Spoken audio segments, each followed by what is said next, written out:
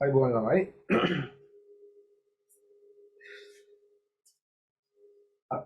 අග්ගාලා මට මැසේජ් එකක් දාන්න ඕම කට්ටිය පැහැදිලිව ඇහෙනවද කියලා මම මැසේජ් එකක් දාන්න පොඩ්ඩක් දෙන්න කියලා තියෙනවානේ මැසේජ් එක ඉක්මනින් දාන්න මැසේජ් එකක් පැහැදිලිව ඇහෙනවද කියලා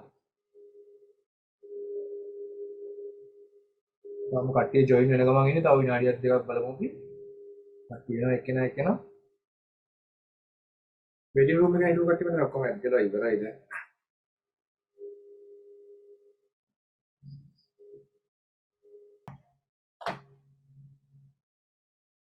ඉතින් ඔය තියෙන ඔයගොල්ලෝගේ ප්‍රශ්න පත්‍රය අද තෝරගත්ත එක දකුණු පළාත් අධ්‍යාපන දෙපාර්තමේන්තුවෙන් ගහපු එක. ඉතින් මේකේ ප්‍රශ්න ඔක්කොම ඔයගොල්ලෝ බලන්න ඇති 40ක් තියෙන සම්පූර්ණ ප්‍රශ්න ටික. දැන් මේකේ මේ ප්‍රශ්න අංක ටික පොඩ්ඩක් විසඳන්න ලබන ගණන් ගන්න එපා. මේ කියවලා ඔයගොල්ලෝගේ ගානට ඕපන් වෙලා ඇති. ඉතින් මේ ප්‍රශ්න පත්‍රය ඔයගොල්ලෝ නිකමට බැලුවා නම් බලන්න දෙවන වාර වෙද්දිම තරංගවල ප්‍රශ්න පවා කිහිපයක් දාලා තියෙනවා. ඒතර ඔයගොල්ලෝ දැන්ට මේ පාඩම් ආවරණය වෙලා නැති බව මම දන්නවා. මේ දෙවන වාර වල චුට්ටක් තරංග වලින් වැඩිලා තියෙන වැඩි හරියක් මේකේ යාන්ත්‍ර විද්‍යාව තියෙන එක මම කිව්වේ තාම ඔයගොල්ලන්ට තුන්වෙනි වාරේ පටන් ගන්න පුළුවන් තත්ත්වයක් තියෙයිද කියන එක ෂුවර් නෑ කියලා. හරි මේකේ තියෙනවා. ඒතකොට සාමාන්‍ය තරංග ප්‍රශ්නත් ඔක්කොම ඇති 5ක් විතර වගේ වෙන්න. හරි. අපි එහෙනම් ප්‍රශ්න පත්‍රයේ ඔන්න පළවෙනි ප්‍රශ්නේ දිහාවට යමු. මේකේ කියනවා 5 කිලෝවොට් පැය කියන දේ සමාන වෙන්නේ මොකකටද කියලා. 5 කිලෝවොට් පැය. ඒක දිහා බලද්දිම ඔයගොල්ලන්ට ඒකක හා මාන පාඩමෙන් දෙන ප්‍රශ්නයන් සාමාන්‍යයෙන් මම උත්තර මේකත් මතක් කරගන්න. ඒකකයක් සහ උපසර්ගයක් අපි කිසිම හේතුවක් නිසා කිස්තෙන් තියලා ලියන්නේ නැහැ. එකටම ලියන්න ඕනේ. ඒකක දෙකක් අතර ගුණිතයක් තිබුණද මේ වෝට් සහ පැය කියන කාලයමයි එක කියන්නේ. ඒ දෙක අතර ගුණිතයක් නම් අනිවාර්යෙන් හිස්තන තියලා ලියන්න ඕනේ. චූටි කරුණු පවා ඔළුවේ තියාගන්න. මොකද ඔය මුලින්ම එන MCQ අංක 1 හෝ 2 ඉන්නේ ඔය ඒකක හා මාන පිළිබඳ තියෙන නීති ඇසුරින්. හරිද? ඒක නීති සාමාන්‍යයෙන් 12ක් 13ක් විතර ඔයගොල්ලෝ දැනන් ඉන්න ඕනේ. ඒ ලෙවල් ලියන ළමයි විදියට. හරි දැන් අමතක කරා පොඩ්ඩක් ඔයගොල්ලෝ මට මතක් කරලා මේ දේවල් ඉල්ලගෙන බලන්න. හරි දැන් මොන ගානට ගියොත් මුලින්ම කියන්න ඕන දේ තමයි මේ මයින්නේ ඇත්තටම ශක්ති ප්‍රමාණයක්. කිලෝවොට් පැය වලින්. ඔක ගොඩක්ම භාවිතා වෙන්නේ කිලෝවොට් පැය කියන ඒකකය විදුලිය මනින විට. හරි දැන් ඔයගොල්ලෝ සාමාන්‍යයෙන් නිවසකට සැපයන විදුලිය අර එළිය තියෙන මීටරයක් ඒකේ මනින්නේ කිලෝවොට් පැය කීයක් ඔයගොල්ලෝ භාවිතා කළාද ඒවත් ඔයගොල්ලෝ කොච්චර ශක්තියක් විදුලි බල මණ්ඩලයෙන් ඉල්ලගත්තද කියලා. ඒක ඔයගොල්ලෝ බිල ගෙවන්නේ පාවිච්චි කරපු ශක්ති ප්‍රමාණය. නැතුව වෝල්ට් 230 කියන වෝල්ට් කීයතාවේද නැත්නම් ඒගොල්ලෝ කොච්චර ධාරාවක් ඇම්පියර් ප්‍රමාණයක් ගත්තද ඔය දේවල් වලට නෙමෙයි. ඇත්තට වැදගත් වෙන්නේ ශක්තියනේ. ඒගොල්ලෝ විදුලිය නිපදවන්න අවශ්‍ය වෙන්නේ ශක්තිය. ඉතින් ඒගොල්ලෝ මේ වැය කරපු ශක්ති ප්‍රමාණයට අදාළ මුදලක් අපෙන් ඉල්ල ගන්නවා. ඒ නිසා ඒතර ඒගොල්ලෝ වඩා සාධාරණ එකක් විදිහට මොකද ශක්තියමයිනේ කිලෝවොට් පැය තෝරගත්තා. ඉතින් මේක වෙලා තියෙන්නේ මෙහෙම දෙයක් නේ. කිලෝවොට් පැය මේක ප්‍රධාන කොටස් දෙකක් වෙනවා. එකක් ක්ෂමතාවයක් අනිත් එක කාලයක්. ඉතින් අපි දන්නවා මේ ක්ෂමතාවයක් සහ කාලයක් නම් ඒකකවල ගුණිත තියෙන්නේ අනිවාර්යෙන් අපි දන්නා මේ භෞතික රාශි දෙක ගුණ කළාම වෙන භෞතික රාශිය තමයි එන්නේ. අන්න ඒකයි මම කිව්වේ මේකෙන් මේ ශක්තියම එන්නේ කියලා. නේද? ක්ෂමතාව කියන්නේ ශක්තිය බෙදීම කාලය එහෙනම් ක්ෂමතාව කාලයෙන් වැඩි කළා ෂුවර් එකටම ශක්තිය. හරි. ඉතින් දැන් මේක අපි ගේන්න ඕනේ ටිකින් ටික ජූල් වෙනකම් මේ උත්තර සියල්ල තියෙන ජූල් වලින්. ඉතින් උන කිලෝවොට් පැය 5ක්. කිලෝවොට් පැය 5ක් තියෙන්නේ. ඉතින් මුලින්ම මම මේ කිලෝ කතන්දරේ අයින් කරනවා. මොකද කරන්නේ? ඔය 5 වැඩි කරනවා 10 බල 3 නැත්තම් 1000යි. මොකද ඒතකොට එනවා වොට් වෙලා නේද? කිලෝවොට් වොට් කරන්න. මොකද 1 කිලෝවොට් එක වොට් 1000ක් තියෙනවනේ. ඉතින් ඔන්න වැඩේ හරියි. එහෙනම් මේ තියෙන්නේ මොකද්ද? කිලෝවොට් නැත්තම් වොට් 5000 ඒවා වොට් 5000 පැයක් පාවිච්චි කරාම පාවිච්චි කරන ශක්ති ප්‍රමාණය. ඉතින් ඔන්න වොට් 5000 ගත්තා පැයක් අපි ගන්න ඕනේ. පැය ගන්නේ කොහොමද? 60 වැඩි කිරීම 60ක් විදිහට. ඒකත් SI ඒකකයෙන්ම ආදේශ කරන්න ඕනේ.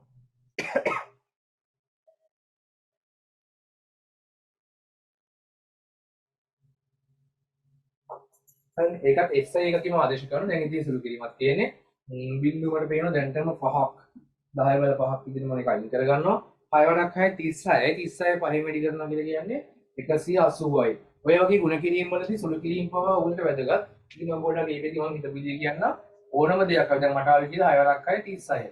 වැඩි කරන්න 5න්. එකපාර මේක මෙහෙම ලිව්වේ කොහොමද දන්නවද? ඔයගොල්ලෝ යමක් 5න් වැඩි කරන්න ආවොත් ඔයගොල්ලෝ ඒක 5න් වැඩි කරන්න යන්න එපා. ඔයගොල්ලෝ මොකද්ද කරන්නේ? 10න් වැඩි කරලා දෙකෙන් බෙදන්න. ඒවත් 36 දෙකෙන් බෙදුවම 18යි. ඉතින් කෙලින්ම 180. හරි සාමාන්‍ය මම කියන එක 5 සුළු කටයක් කම්මේ චුට්ටක් හරි කම්මේ 5 සාමාන්‍ය හොඳ අංකයක් තමයි. ඉතින් එහෙම වෙලාවත් ඒක ඉතින් ඊටත් කළා ලීසි ක්‍රමයක් තියන ලේසි. නේද? 36 දෙකෙන් බෙදුවම 18ක් වෙන්න එහෙනම් ඔන්න 180යි. ඉතින් මට මේක ලියන්න 1.8 වැඩි කිරීම 10 බල 7ක් ජූල් වලින් නේ 1.8 වැඩි කිරීම 10 බල 7ක් කියලා තියෙනවා. උත්තರಾಂಕ වලින් ගත්තොත් උත්තರಾಂಕ 5. තේරෙනවනේ වැඩි. ඉතින් ඔන්න ඔය විදිහට අපිට ඒකේ උත්තරයක් හම්බ වෙනවා. උත්තರಾಂಕ 5 කියලා 10 බලත් සමග නිවැරදිව තියෙන්නේ. යමු ඊළඟ ප්‍රශ්නේ. ඒක ඇත්තටම ගොඩක් හොඳ ප්‍රශ්නයක්.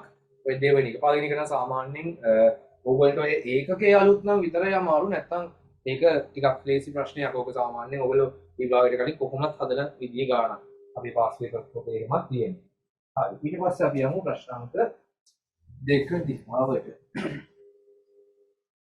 ඒකෙදි මම කියලා දෙන්න ගොඩක් කරුණු තියෙනවා. ඒක මම සාමාන්‍ය හොඳ ප්‍රශ්නයක් කියන්නේ ප්‍රශ්න අමාරුට වඩා ඕගොල්ලන්ට අලුතෙන් කියලා දෙන්න තියෙන කරුණු ප්‍රමාණය වැඩි නම් ඒක තමයි පන්තියකදී සාමාන්‍ය ඔයගොල්ලෝ යන පන්තියකදී තියෙන හොඳ ප්‍රශ්නයක් වෙන්නේ. එක ප්‍රශ්නයක් ඇතුලේ ගොඩක් දේවල් අහගන්න තියෙනවා. ඉතින් ඒක මම මේකෙත් සාමාන්‍යයෙන් ඔය පේපර් එක නිකන් වේගින් පැතුනක් විතර කරලා ඉවර කරලා දාන්න නැතුව ටිකක් හිමින් සැරේ ප්‍රශ්නෙන් ප්‍රශ්නේ හොඳට විස්තර කරමින් කරන්නේ. මොකද ඔයගොල්ලන්ට මේ කරුණු තමයි වැදගත් වෙන්නේ. නැතුව ඒ ගාන හදලා ඉවර කරන එක නෙමෙයිනේ. එවැනි ඒ ආසන්නයේ ගානක් આવොත් ගොඩ දාගන්න පුළුවන් වෙන්නේ. ඒකෙන් මම අර කලින් ගානේ පව විස්තර කරලා කරා. හරි. යමු අපේ ප්‍රශ්නාංක 2 පැත්තට. ඒක උඩ සමීකරණයක් දෙනවා. x සමානයි log v බෙදීම c කියලා පදයක් තියෙනවා. ඊට පස්සේ ධන phi කියලා නියතයක් එනවා. ඊට පස්සේ p බෙදීම k. p බෙදීම k. ඉතින් ඔන්නෝම සමීකරණයක් දීලා අපෙන් අහනවා c සහ k හි මාන පිළිවෙලින්. c සහ k හි මාන. ඉතින් මම ඕක ප්‍රශ්නෙට එන්න කලින් චුට්ටක් මේකේ වටපිටාව මතක් කරන්න. මෙවැනි ගානක් ඔයගොල්ලෝ මාන වශයෙන් සුළු කිරීම මේ වෙද්දී තියෙන ලේසි වැඩක් තමයි. ඒකට ඕක එන්න පුළුවන්. අමාරු දේවල් කියවම පොඩ්ඩක් මතක් කරගන්න. ඔයාලට හම්බෙන මෙන්න මෙහෙම ඒවා. ඉස්සරහට හම්බෙ සමීකරණ වල e වල lambda t නිකන් මේ ඉල ඍණ lambda t. ඊට පස්සේ log මොකක් හරි e පාදේ නැත්නම් log 10 පාදේට මොන i බෙදීම මොකක් හරි සංකේතයක් දාලා දී සාමාන්‍යයෙන් i බෙදීම i not වගේ හම්බ වෙනවා. ඊට පස්සේ i sin omega t ධන psi. හරි. ඔන්න ඔය වගේ තමයි සාමාන්‍යයෙන් වෙනස් විදිහේ ප්‍රශ්න ඒකක හා මාන පාඩ මේ මාන හොයන්නේ නේද? වෙනස් විදිහේ. ඉතින් මේකෙදි මොකද වෙන්නේ? හොඳට මතක තියාගන්න sin වගේ ෆන්ක්ෂන් එක තමයි අපි කියනවා මේකේ හරි sin වගේ පදයක් කියනවා. ඔය sin වගේ පදයක් ඇතුලේ තියෙනවා මොකක් හරි කොටසක් හොඳට මතක තියාගන්න. ඒ කොටස එහෙනම් අනිවාර්යෙන් කෝණයක් වෙන්න ඕනේ. හරිද? ඒකේතර කෝණයක් නම් මානනය කියලා ඔයගොල්ලෝ දන්නවනේ. එහෙනම් මේ පදේ එකතු වෙලා ඉතින් මේකට මාන තියෙන්නත් බෑ මේකට මාන තියෙන්නත් බෑ. මාන රහිත දෙන්නෙක් වෙන්න ඕනේ. එහෙනම් මේක t කියන්නේ කාලය නම් ඔමෙගා කියන්නේ t දින එක වෙන්න ඕනේ. හරිද? මේක අතර කිසිම මාන රහිත නියතයක් මොකක් හරි එකක්. අපි යෝකේ දැන් කෝණික ප්‍රවේගයේ කාලය සහ කාලාරම්භ කෝණය කියලා කියනවා. එසේ මේ වගේ එකක් ගත්තොත් ඕනම පදයක දර්ශකයේට භෞතික රාශියක් තියෙන්න බෑ. දර්ශකයේ මාන රහිත කෙනෙක් වෙන්න ඕනේ. ඉතින් මේකේ මාන t නම් නැත්නම් කාලයක් මේක තියෙන්නේ.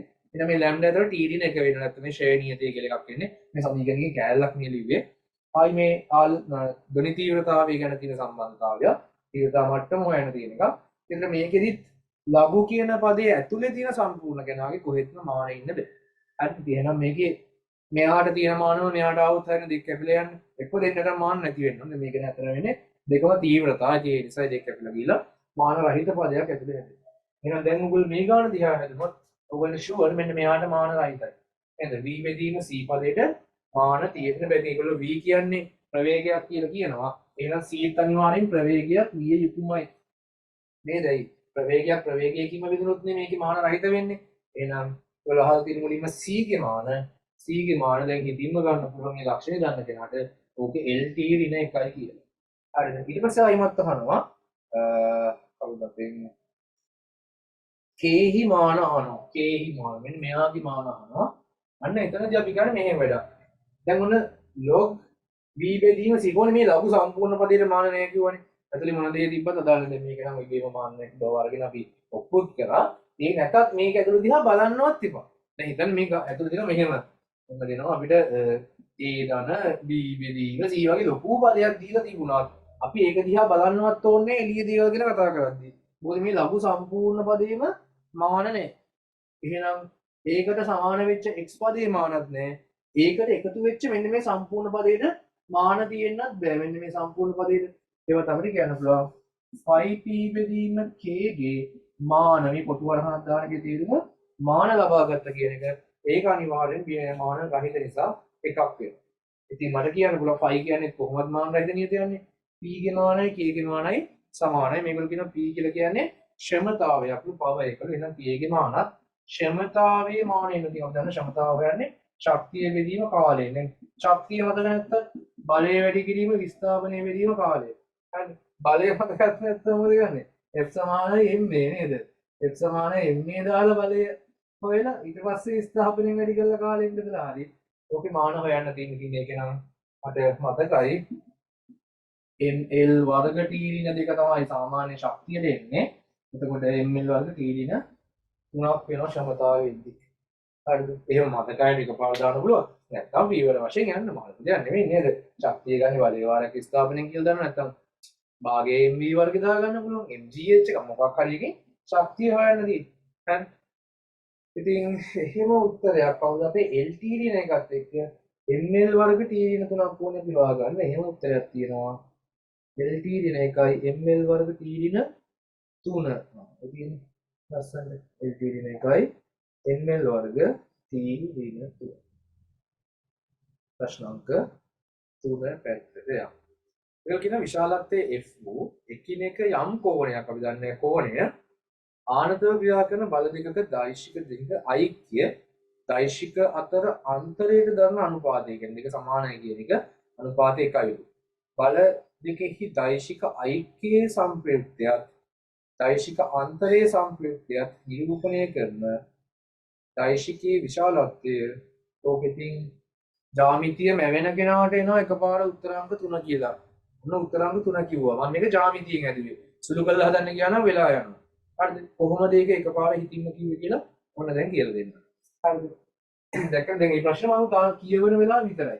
තප්පර වුණා 40ක් යන්නේ. ඉච්චරක් ගන්නවා. තප්පර 30ක් වගේ. හරිද? අන්න එහෙම ප්‍රශ්න වලට අපි හම්බෙනවා ස්කිප් කරලා යන්න පුළුවන්. ස්කිප් කරන මේ වැඩේ කරනවා. කරන්නේ නෙමෙයි. හදන්න නැතුව උත්තරය අර ඉස්සරහට යන්න පුළුවන් තැන. අයිති 100ක් ෂුවර් ඔක මූල දෙකයි f කියන. ඒ කියන්නේ උත්තර අංක මේකේ 3 වෙනි. හරි. අන්න ඒක තමයි ඊළඟට බලමු කොහොමද කියලා කියලා. ඉතින් ඔන්න කියනවා f කියලා දෛශිකයක් තිබුණලු. ආයි තවත් f කියලා දෛශිකයක් තිබුණලු. මේ දෙන්න අතර කෝණය θ. මම දැන් මේ කියලා දෙන්නේ මොකක්ද තියරි කොටසක් හොඳද? ඔන්න f සහ f කියලා දෙන්නෙක් ඉන්නවා. මම නිකමට දැනට මේ දෙන්නගේ නම් දෙක දාගන්නද f1 f2 කියලා. හැබැයි මතක තියාගන්න මේ දෛශික දෙක විශාලත්වයෙන් සමානයි. කොහොමද දෛශික දෙක අසමානයි නේද? දිශාව වෙනස් කියන්නේම මේ දෙන්න අසමාන දෛශික දෙකක්. හරිද?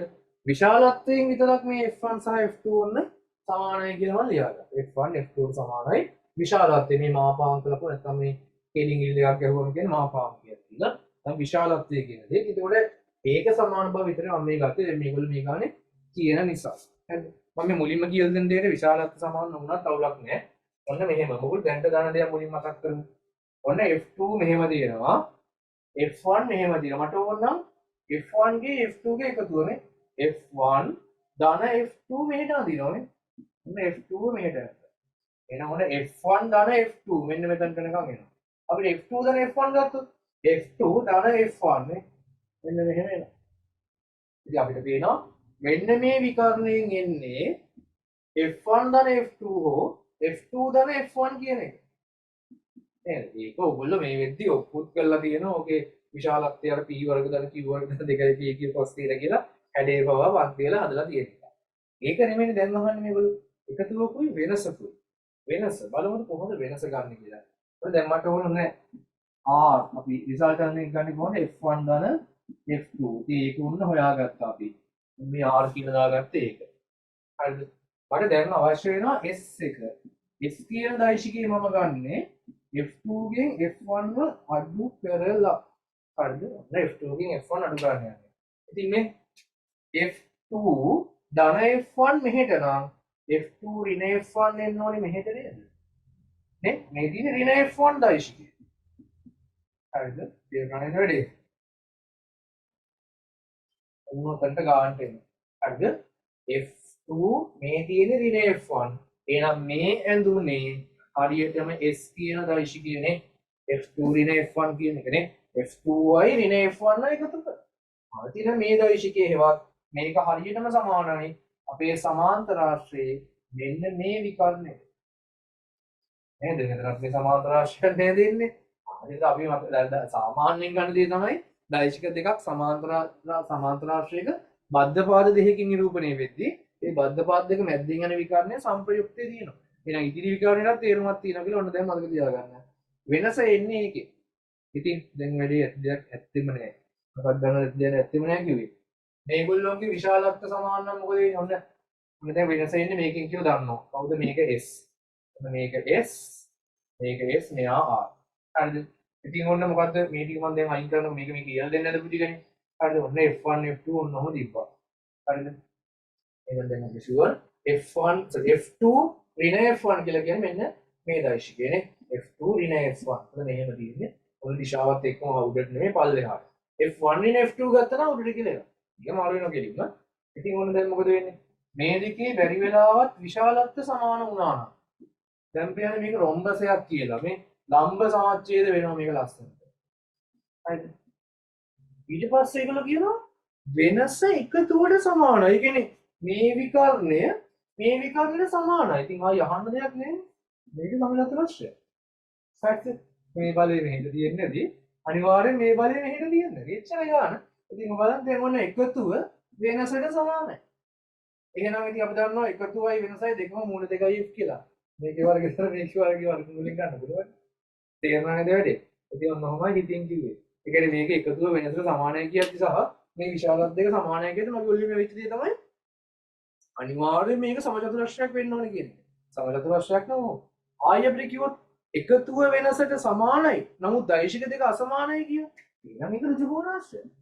එහෙනම් ඒත් පයිතගරස් දාලා ගන්න මේ එකතුව මේකෙන් එනවා වෙනස මේ විකර්ණයෙන් එනවා.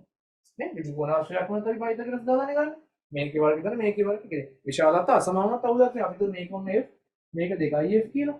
හරිද? මේක 2ම f කියලා දුන්නා. එහෙම නැතුව f 2f දුන්නා. එකතුව එන්නේ මේ විකර්ණයෙන්. ඒක වෙනස වෙන විකර්ණයට සමානයි කියන්නේ ඒක ඍජුකෝණාශ්‍රයක්. එහෙනම් මේකේ වර්ග තමයි මේකේ වර්ගයේ වර්ගමූලය කියන්නේ මූල 5යි f. එහෙම ඒක කියන්නේ නෑ. හරිද? මේ ඉතින් ඔන්න උත්තර එනවා. උත්තරාංක 3. මේක ඔයගොල්ලෝ පුළුවන් මෙන්න මේක ගණන් එක අම්ම මේකේ වර්ගය තමයි මේකේ වර්ගයේ වර්ගමූලය කියන්නේ. තේරුණා වැඩි? දැක්කද ඒ සමහර ගණන් තියෙනවා හදන්නේ නැහැ. අපි නිකන් ගාන දිහා බැලුවා ඉස්සරහට ගියා. ගාන කියවුවා මේක වැඩේ ඔළුවෙන් තේරුම් ගත්තා මේ කියන්නේ මෙන්න මේ වගේ ජ්‍යාමිතික හැඩයක් සහිත කෙනෙක් කියලා. ඊට පස්සේ උත්තරේ කිව්වා. ඔයගොල්ලෝ තව වැදගත්ම දෙයක් කියන්නම තුමා මේ ප්‍රශ්න පත්‍ර පන්තිය ගැන. ඒක වැදගත්ම දෙයක්. මම ගොඩක් වෙලාවට මේ පන්තියේ තෝරගන්නේ ළමයි යකින ඔයගොල්ලෝම ආස මේක කරමු කියලා එවන ස්කූල් පේපර්ස් තෝරලා. ඒ වගේ ඒවා සහ ටිකක් ආසන්න වාපු අලුත් පේපර්ස්. ඒ කියන්නේ දැන් ඇත්තට මේ පේපරේ මම ගිය අවුරුද්දේ MCQ ක්ලාස් එක කරපු එකක් නෙවෙයි. හරි 23 ළමයින්ට කරපු 20 ළමයින් මුල හරියට කරපු MCQ එක නෙවෙයි. මම මේ හොයන් යද්දි නිකන් අහුණා මේක කියලා. ඒක දෙමොන්න ඔයගොල්ලෝ දැම්මා. ඔයගොල්ලන්ට ඇත්තම කතන්දරය තමයි ඔය පේපරේ මම දකින මුල්ම අවස්ථාව මේක. කියන්නේ දල වශයෙන් මම බලනවා මේ වගේ ප්‍රශ්න ටිකක් දෙනවා මේක අමාරුයි කියලා පේනවා. එහෙම දානවා. අන්න විතර මුලින්ම දකින්නේ මම මෙතන වල කලින් ගාන එහෙම පළවෙනි පාර කිව්වේදී ඒක එච්චර කියවන කිනක රූප සරහන් බැලුවම දැක්කා මේ තරංග වල ලොකුවට ප්‍රශ්න නැහැ. එහෙම කියලා බලාගෙන ඔබ දැම්මේ. අන්න ඒක කරන්න විශේෂ හේතුවක් තියෙනවා. දැන් මට ඔක ඊට කලින් ප්‍රශ්න පත්‍රයේ බලලා ඇවිල්ලා කරන්නත් පුළුවන් නේ. හරිද? එහෙම කරත් ඔයගොල්ලන්ට වෙනසක් තේරෙන්නේ නැහැ. මම දැන් කරත් ඔයගොල්ලන්ට මහ ලොකු වෙනසක් තේරෙන්නේ නැහැ. හැබැයි ඒකේ දෙකක් තියෙන විශේෂ. මුල්ම දේ තමයි මම දැන් මෙතනදි ගාන හදද්දී ඕගොල්ලන්ට පේනවා මම පවා යන වැරදි පාරවල්. ගිහිල්ලා ටිකක් වෙලා ගිහිල්ලා ප්‍රශ්නේ හදලා ගන්නවා. කන්ට්‍රෝල් මම යහුවෙන ඔබන්න එපා. හරිද මේ එහෙම මුකුත් කරන්න බෑ මම මේක ඔක්කොම බ්ලොක් කරලා තියෙන්නේ සර් වොයිස් එක පැහැදිලි මදි කියලා දාලා තියෙනවා මට චුට්ටක් කියලා අනිත් වොයිස් එක සවුන්ඩ්ස් මම කරලා තියෙනවා ඔය එක බටන් ඔබන්න බා ඒක තාම දිගටම ඔබන්න මම දැන් අයින් කරන්න එනවා මොකක් හරි බටන් එක දිගටම වෙනවා ඉස්සර කයින් කරොත් එන්නම් බෑ ක්ලාස් එකේ ආයි මටම ගිහිල්ලා සෙටින්ග්ස් වල හොයන්න ඕන ආව කොහෙද ලොක් දාලා තියෙන්නේ කියලා ඒ ඒසාර මොකද ඔබන්න බා මට පොඩි අනිත් එක කියන්නේ පැහැදිලි වෙන්නේ නැද්ද කියලා මම දැන් ඩීල් ගන්න කවස් ක්ලාස් එකක් කරලා මට අනිත් එක පොඩ්ඩක් දාන්න මේ එකම එක්කෙනා දාන්න මෙහෙම දාන්න පැහැදිලිලු මට පේනවා වගේ හෙඩ්සෙට් වල මොකක් හරි අවුලක් තියෙනවලු ඒක තමයි දැන් මේ සද්දේ ඇහෙන්නේ ඔයාගේ විතරද මොකක් හරි හෙඩ්සෙට් එකේ අවුලක් ඇති චුට්ටක් බලන්න ඒක විතර හරි හොඳට ඇහෙනවා කියලා ගොඩක් අය දාලා තියෙනවා ඒ නිසා ඉතින් ගැටලුවක් නැහැ එකේ විතරයි අවුල තියෙන. ඒ කියන්නේ මේ පැත්තේ අවුලක් නෙමෙයි.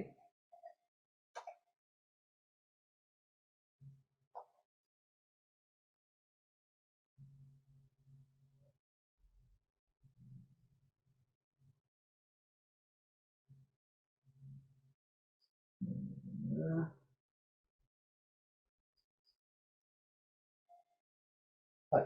අනිත් හැමෝම දාලා තියෙනවා පැහැදිලි කියලා. මේකේ මොකද අවුලක්ද කියලා. මට මෙතනත් පෙන්වන්නේ මොකුත් එහෙම වෝල්ටේජ් වෝලියම් මොකුත් පෙන්වන්නේ නැහැ ඒක. හරි.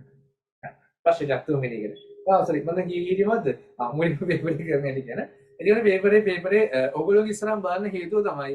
ඒතර ඔයගොල්ලෝ එකක් තමයි කරලා මම කිව්වේ මම වැරද්දගෙන ගියත් ඔයගොල්ලෝ කියනවා මේ වගේ වුණත් වැරදින්න පුළුවන්. ඒත් අපි මේ වගේ තැන්වල ටිකක් සැලකිලිමත් වෙන්න ඕනේ. අනිත් එක තමයි ඔයගොල්ලෝ මම දකිනවා මම කොහොමද හිතන්නේ කියලා ප්‍රශ්නේ.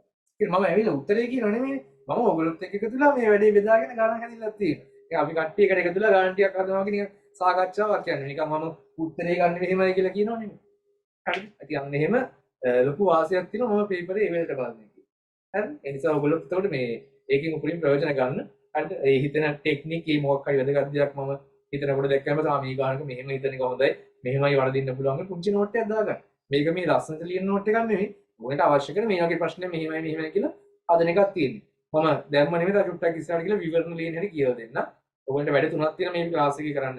එකක් විවරණ ලියනවා. එකක් ඇවිල්ලා පේපර් එක සම්පූර්ණ ටයිම් කරලා ගන්න තියෙන ටයිමින් හදාගන්න මෙතඩ් එකක් කියලා දෙනවා. ඒකත් එක්ක හැදෙනවා. අනිත් එක තමයි තියරි ටික ආයි ඔයගොල්ලන්ට මතක් කැලි මතක් කරලා දෙනවා. ඒ ඔය කරන තුනත් එක්ක කොහොමද ඔයගොල්ලන්ට MCQ පේපරේ නැති. මම සාමාන්‍යයෙන් හදන වේගයක් ඇති ඒ ගන්නට ඔයගොල්ලෝ ඇවිල්ලා තමයි නතර වෙන්නේ. හරි යා. ඊළඟ ප්‍රශ්න අංක 3 කියනවා 14ද මට මේකේ ප්‍රශ්න අංක තියෙන්නේ ගණන් ගන්න එපා. 4නේ 4. 4 කියනවා විවර්තනය හා සම්බන්ධ පහත ප්‍රකාශ සලකා බලන්න. විවර්තනය කියද්දි මම දැන් තව දෙයක් මතක් වුණා. මේක එකක් තියෙනවා අනිත් එක තමයි හොයාගන්න. හරි දෙන්න. මෙතන බලෙන් පන්ති මෙතන රෙසිඩන්ට් ඉන්න දැන් තියෙන්නේ. හරිද? ගහුණොත් හොඳයි ඔයගොල්ලෝ වෙනවා. එකක් තියෙනවා මේ ඒක එකකින් ගන්න බෑ දෙකක් තියෙනවා. තරංග පොඩි ප්‍රැක්ටිකල් එකක් කරේ.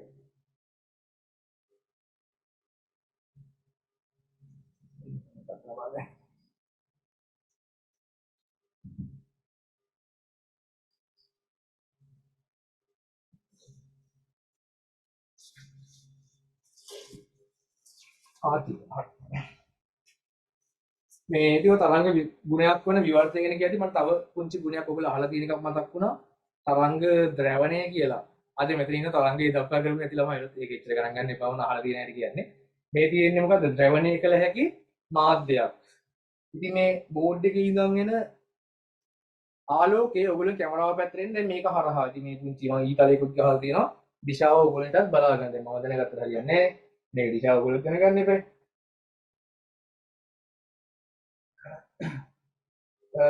ළමෙක් කියනවා සර් සුළු කිරීම කියලා දෙන්න. සුළු කිරීම. ඔව් මෙහෙමයි. මේකෙදි දැන් අර කලින් ගාන සුළු කරලා හදන්න ඕන නම් මෙතන එන්න ඕනේ නැහැ. හරිද? ඒ කියන්නේ සුළු කරලා හදන්න ඕනේ ගණන් වලදී එහෙමත් කියලා දෙනවා. මෙහෙම නේ දැන් අද පේපර් ක්ලාස් එකේ කරා ප්‍රශ්නයක් කෙලින්ම ln e පාදයට දාලා ඔහොම සුළු කිරීම පවා තියෙන ඒවා කරනවා. හරිද? ඒ වගේ ගණන් විකිරණේ ගණන් අපි සුළු කරලා හදන්න වෙනවා. අවසාන උත්තරේට වෙනකම්. ඒ වයිදී එහෙම කියලා දෙනවා. හරිද? ගණනක් තියන සුළු කිරීම මොකුත් නැතුව තප්පර ගණනකදී කරන්න. මම MCQ ක්ලාස් එකේ සුළු කරන්න හැටි කියලා දෙල වැඩක් නැහැ. හරි චුට්ටක් ගන්න ඉතින් පොඩ්ඩක් එළියට එමු. හරිද? මේක අපිට රාමුවක් ඇතුළේ ඉඳන් ගන්න පුළුවන් පේපර් එකක් නෙමෙයි. අපිට හිතන්න වෙනවා පොඩ්ඩක් වැඩි පරාසයක එහෙම නැතුව දීලා තියෙන වෙලාවෙදී ඉවර කරන්න බෑ. හරි. එහෙම සුළු කිරීම ඔක්කොම එක බලා ගන්න පුළුවන්. ඔයගොල්ලෝ ෆාස්ට් රිවිෂන් වීඩියෝ වල මම ඒවත් එක්කම කියලා දෙනවා. සුළු කිරීමක් කොහොමද කරන්න කියලා. මේ ඉන්නේ MCQ ක්ලාස් එකේ. එසේ ප්‍රශ්න පන්තියේ ඒකට එන්න වෙනවා. හරිද? ඒවා මේ විදිහට කරමු. මේවා මේ විදිහට යන්න. හරි. ඉතින් ඔන්න මේක මොකද්ද මම කිව්වේ ද්‍රවණ තලයක්. ද්‍රවණ තලයක්. ඉතින් ඔන්න මේ ද්‍රවණ තලය තියෙන්නේ සිරස්ස. හරිද? දැන් මේක සිරස්ස තියෙන බව ඕගොල්ලන්ට තේරෙන්නේ නැහැ මම මේක ඇල්ලුවට. මොකද මේක ඉඳන් ඔන්න එනවා ආලෝකයේ එක එක දිශා ඔස්සේ. හරි ආලෝකය කියන්නේ තීරයක් තරංගයක්නේ. එයා මේ අතට එන්න පුළුවන් එයාගේ විද්‍යුත් ක්ෂේත්‍රය. මේ විද්‍යුත් ක්ෂේත්‍රය ගැන විතර කතා කරලා චුම්බක ක්ෂේත්‍රය පටලවගත්තොත් මේක ටිකක් අච්චාරුවක් වෙනවා. හරිද? ඔන්න එයාගේ විද්‍යුත් ක්ෂේත්‍රය ඔන්න එක එක දිශා ඔස්සේ එනවා. හරිද? මෙහෙම දෝලණය වෙවි වෙන තරංගයක්. මෙහෙම දෝලණය වෙවි වෙන තරංගයක්. මේ අතට සියලුම දිශා ඔස්සේ තරංග එනවා. ඔන්න මම කියනවා දෙයක් මම මේ අල්ලන පුංචි කඩදාසි කෑල්ල මේ කෑල්ල මෙතනින් ඇල්ලුවාන් පස්සේ මේක හරහා එන්නේ මේ අතර තියෙන තරංග විතරයි. හරිද? ඔන්න දැන් මම මේක ඇල්ලුවොත් ඉතින් ඒක ඒ අතර ආපු ඒවට ඒ අතර එන්න පුළුවන්. හැබැයි මම මේක ලම්බක කරොත් මොකද වෙන්නේ? කොහොමද වෙන්නේ? හරිද? ඇයි මොකද වෙන්නේ? මේක ද්‍රවණය කරන එක ද්‍රවණය කරනවා කියලා කියන්නේ එක එක දිශා ඔස්සේ එන දීර්ඝ තරංග එක පැත්තකට හරවනවා. ඉතින් ඔන්න මෙයා එක පැත්තකට හරවලා එවන එක මෙයාත් ඒ පැත්තටම හිටියොත් කිසි ගැටලුවක් නැහැ. මම එයාව ලම්බක කරොත් මොකද වෙන්නේ? කිසිදු තරංගයක් එන්නේ නැහැ එතනින් එහාට. හරි බලන්න හොඳට මේ එක මත එක තියෙන ටිකේ විතරයි මේ වටෙන් පේනවා. මේ හරිය පේනව නේද? මෙහෙත් පේනවා. හරි මේ එක මත එක තියෙන චුට්ටි විතරයි පේන්නේ නැත්තේ. හරි මොකද මේ දෙක ලම්බකයි. මේක තුලින් එන කෙනා මේ අතට මේක තුලින් මේ අතට යන්න බෑනේ. නේද? මේක තුලින් එන්නේ මේ අතට කට්ටිය විතරයි. ඔන්න ඔයගොල්ලෝ ඉගෙන ගත්ත කට්ටිය නම් දන්නවා ද්‍රවණය කියන වචනේ. ඔන්න ඒක අද ඇත්තටම දැක්කා තීර්යක් තරංග වර්ගයක් වන ආලෝකයේ ඇසුරින් බෝඩ් එකේ ඉඳන් ඔන්න කැමරාව පැත්තට ආපු ආලෝකයේ ඇසුරින් තීර්යක් තරංග වර්ගයක්. තීර්යක් තරංග විතරමයි ද්‍රවණය කරන්න පුළුවන්. යාන්ත්‍රික හෝ විද්‍යුත් චුම්බක වන තීර්යක් තරංග ද්‍රවණය කරලා අන්වායම් තරංග ඉතින් ඒකon තලයක් නෑනේ තරංගෙ දැන් මෙහෙට එනවා නම් තමයි කටේ ඉඳන් එන ධ්වනිය මයික් එක ගාවට මෙහෙම කම්පණය වෙන්නේ. මයික් එකත් ඒ අතරම කම්පණය වෙන්නේ. ඒවට අදාළ නැහැ දිශාව. මෙන්න මේකේ තියෙනවා තලයක් දිශාව කියන්නේ ද්‍රවණ තලයක්. sorry දෝලන තලයක් තියෙනවා තරංගي ගමන් කරද්දී. දැන් මේක නම් මේ විද්‍යුත් ක්ෂේත්‍රයේ පිහිට තලයේ මම ලකුණු කරලා තියෙන්නේ. ඒ වගේ දෙකක් එකට දීලා තමයි අපිට බලන්න පුළුවන් ද්‍රවණී කියන සංසිද්ධිය පාට වෙනස්. ඒක ඕක ඇත්තටම ඔයගොල්ලෝගේ මේ මොබයිල් ෆෝන්ස් වල පවා තියෙන දෙයක්. මම නිකන් මේක නිකන් ෆෝන් එකේ ස්ක්‍රීන් එක ඔන් කරලා ස්ක්‍රීන් එකේ බ්‍රයිට්නස් හරි ගන්න ඕනේ දෙන්නේ. ෆෝන් වල කොහොමත් එකක් දැනටම හයි කරලා තියෙන්නේ. මම ඒක මේක විතරක් ගත්තේ මේ පැත්තට තියෙද්දි පේනවා ඔන්න මේ අතර යාගේ ද්‍රවණ තලයේ ලම්බකයි දැක්කද? නේ මෙහෙට අරගුවම ෆෝන් එක පේනවා මේ අතර පේන්නේ නැහැ. ඒ ෆෝන් වල කොහොමත් මේන් ද්‍රවණ තල දෙකක් තියෙනවා. එකක් තියෙන ඇතුලේ හරිද මේ එළිය එකක් තියෙනවා. එහෙනම් ඉතින් මම තව ද්‍රවණ තලයක් හයි කරන් පස්සේ වෙන දේ තියෙනවා. හරි හරි. ඉතින් ඔන්න තරංග ගුණයකට ඇහ තියෙන්නේ. පළවෙනි එකේ කියනවා විවර්තනයට භාජනය වන්නේ තීර්යක් තරංග පමණයි. විවර්තනය නෙමෙයි ද්‍රවණයට භාජනය වන්නේ තීර්යක් තරංග පමණයි. විවර්තනය ඇතුළු අනෙකුත් සියලුම තරංග ගුණ සියලුම තරංග සඳහා වළංගුයි. ද්‍රවණය කියන කෙනා විතරයි මේ විශේෂ. මම දැන් ගල්ලක් පෙන්නනවා. ද්‍රවණය කියන කෙනා විතරයි තීර්යක් තරංග වලට විපමණක් බලපාන දෙන්නේ. ඊතුරු සියලුම තරංග ගුණ සියලුම තරංග වර්ග සඳහා වළංගුයි. හරිනේ? ඔන්න වෙනස් කෙනාව කරලා පෙන්නවා. හරිද? අනිත් අය ඔක්කොම එකයි කියලා මම කියනවා. අනිත් ගුණ ඔක්කොම එකයි. වෙනස් ගුණේ ඔන්න මම දැන් කරලා පෙන්නවා තීර්යක් තරංගයක් වෙන ආලෝකයේ සඳහා. හරි? එහෙනම් ඔය පළවෙනි වගන්තිය අසත්‍ය එකක් කියලා පේනවා නේ. පළවෙනි වගන්තිය අන්න මම වැරදි කියලා දාගන්නවා. විවර්තනය කෙරෙහි තරංගයේ තරංග ආයාමයේ මෙන්ම සිදුරෙහි ප්‍රමාණයද බලපාන. විවර්තනය කෙරෙහි තරංගයේ තරංග ආයාමයේ මෙන්ම සිදුරෙහි ප්‍රමාණය. සාමාන්‍ය ස්ථිරීත් එක්ක හිටපු ළමයට ඔක එකපාර හරි කියලා දාන්න පුළුවන්. මම ඒවට පොඩ්ඩක් තියරිය මතක් කරන්නම් දැන්. හරිද? ඒක අවුදෙන් කියලා දෙන්න දෙයක් නැහැ. ඒක වෙන දේ පොඩ්ඩක් මම විස්තර ගන්න. ඔක ප්‍රායෝගිකව රැලිටි ටැංකියේදී අපිට බලන්න පුළුවන් දෙයක්. රැලිටි ටැංකිය වගේ දෙයකදී ආලෝකයේ ඇතුළු සියලුම තරංග පෙන්වන හැබැයි ගුණය. ඔකට ආලෝකෙත් ඕක බලන්න ක්‍රමයක් තියෙනවා. දැන් බලන්න යන්න එපා. පන්තියෙන් පස්සේ නැත්නම් ඔහොම කොහොමද ස්ක්‍රීන් එක දිහා බලාගෙන ඇහැට ඉස්සරහින් මෙහි එන ඇඟිලි දෙක ටිකින් ටික ලං කරන්න.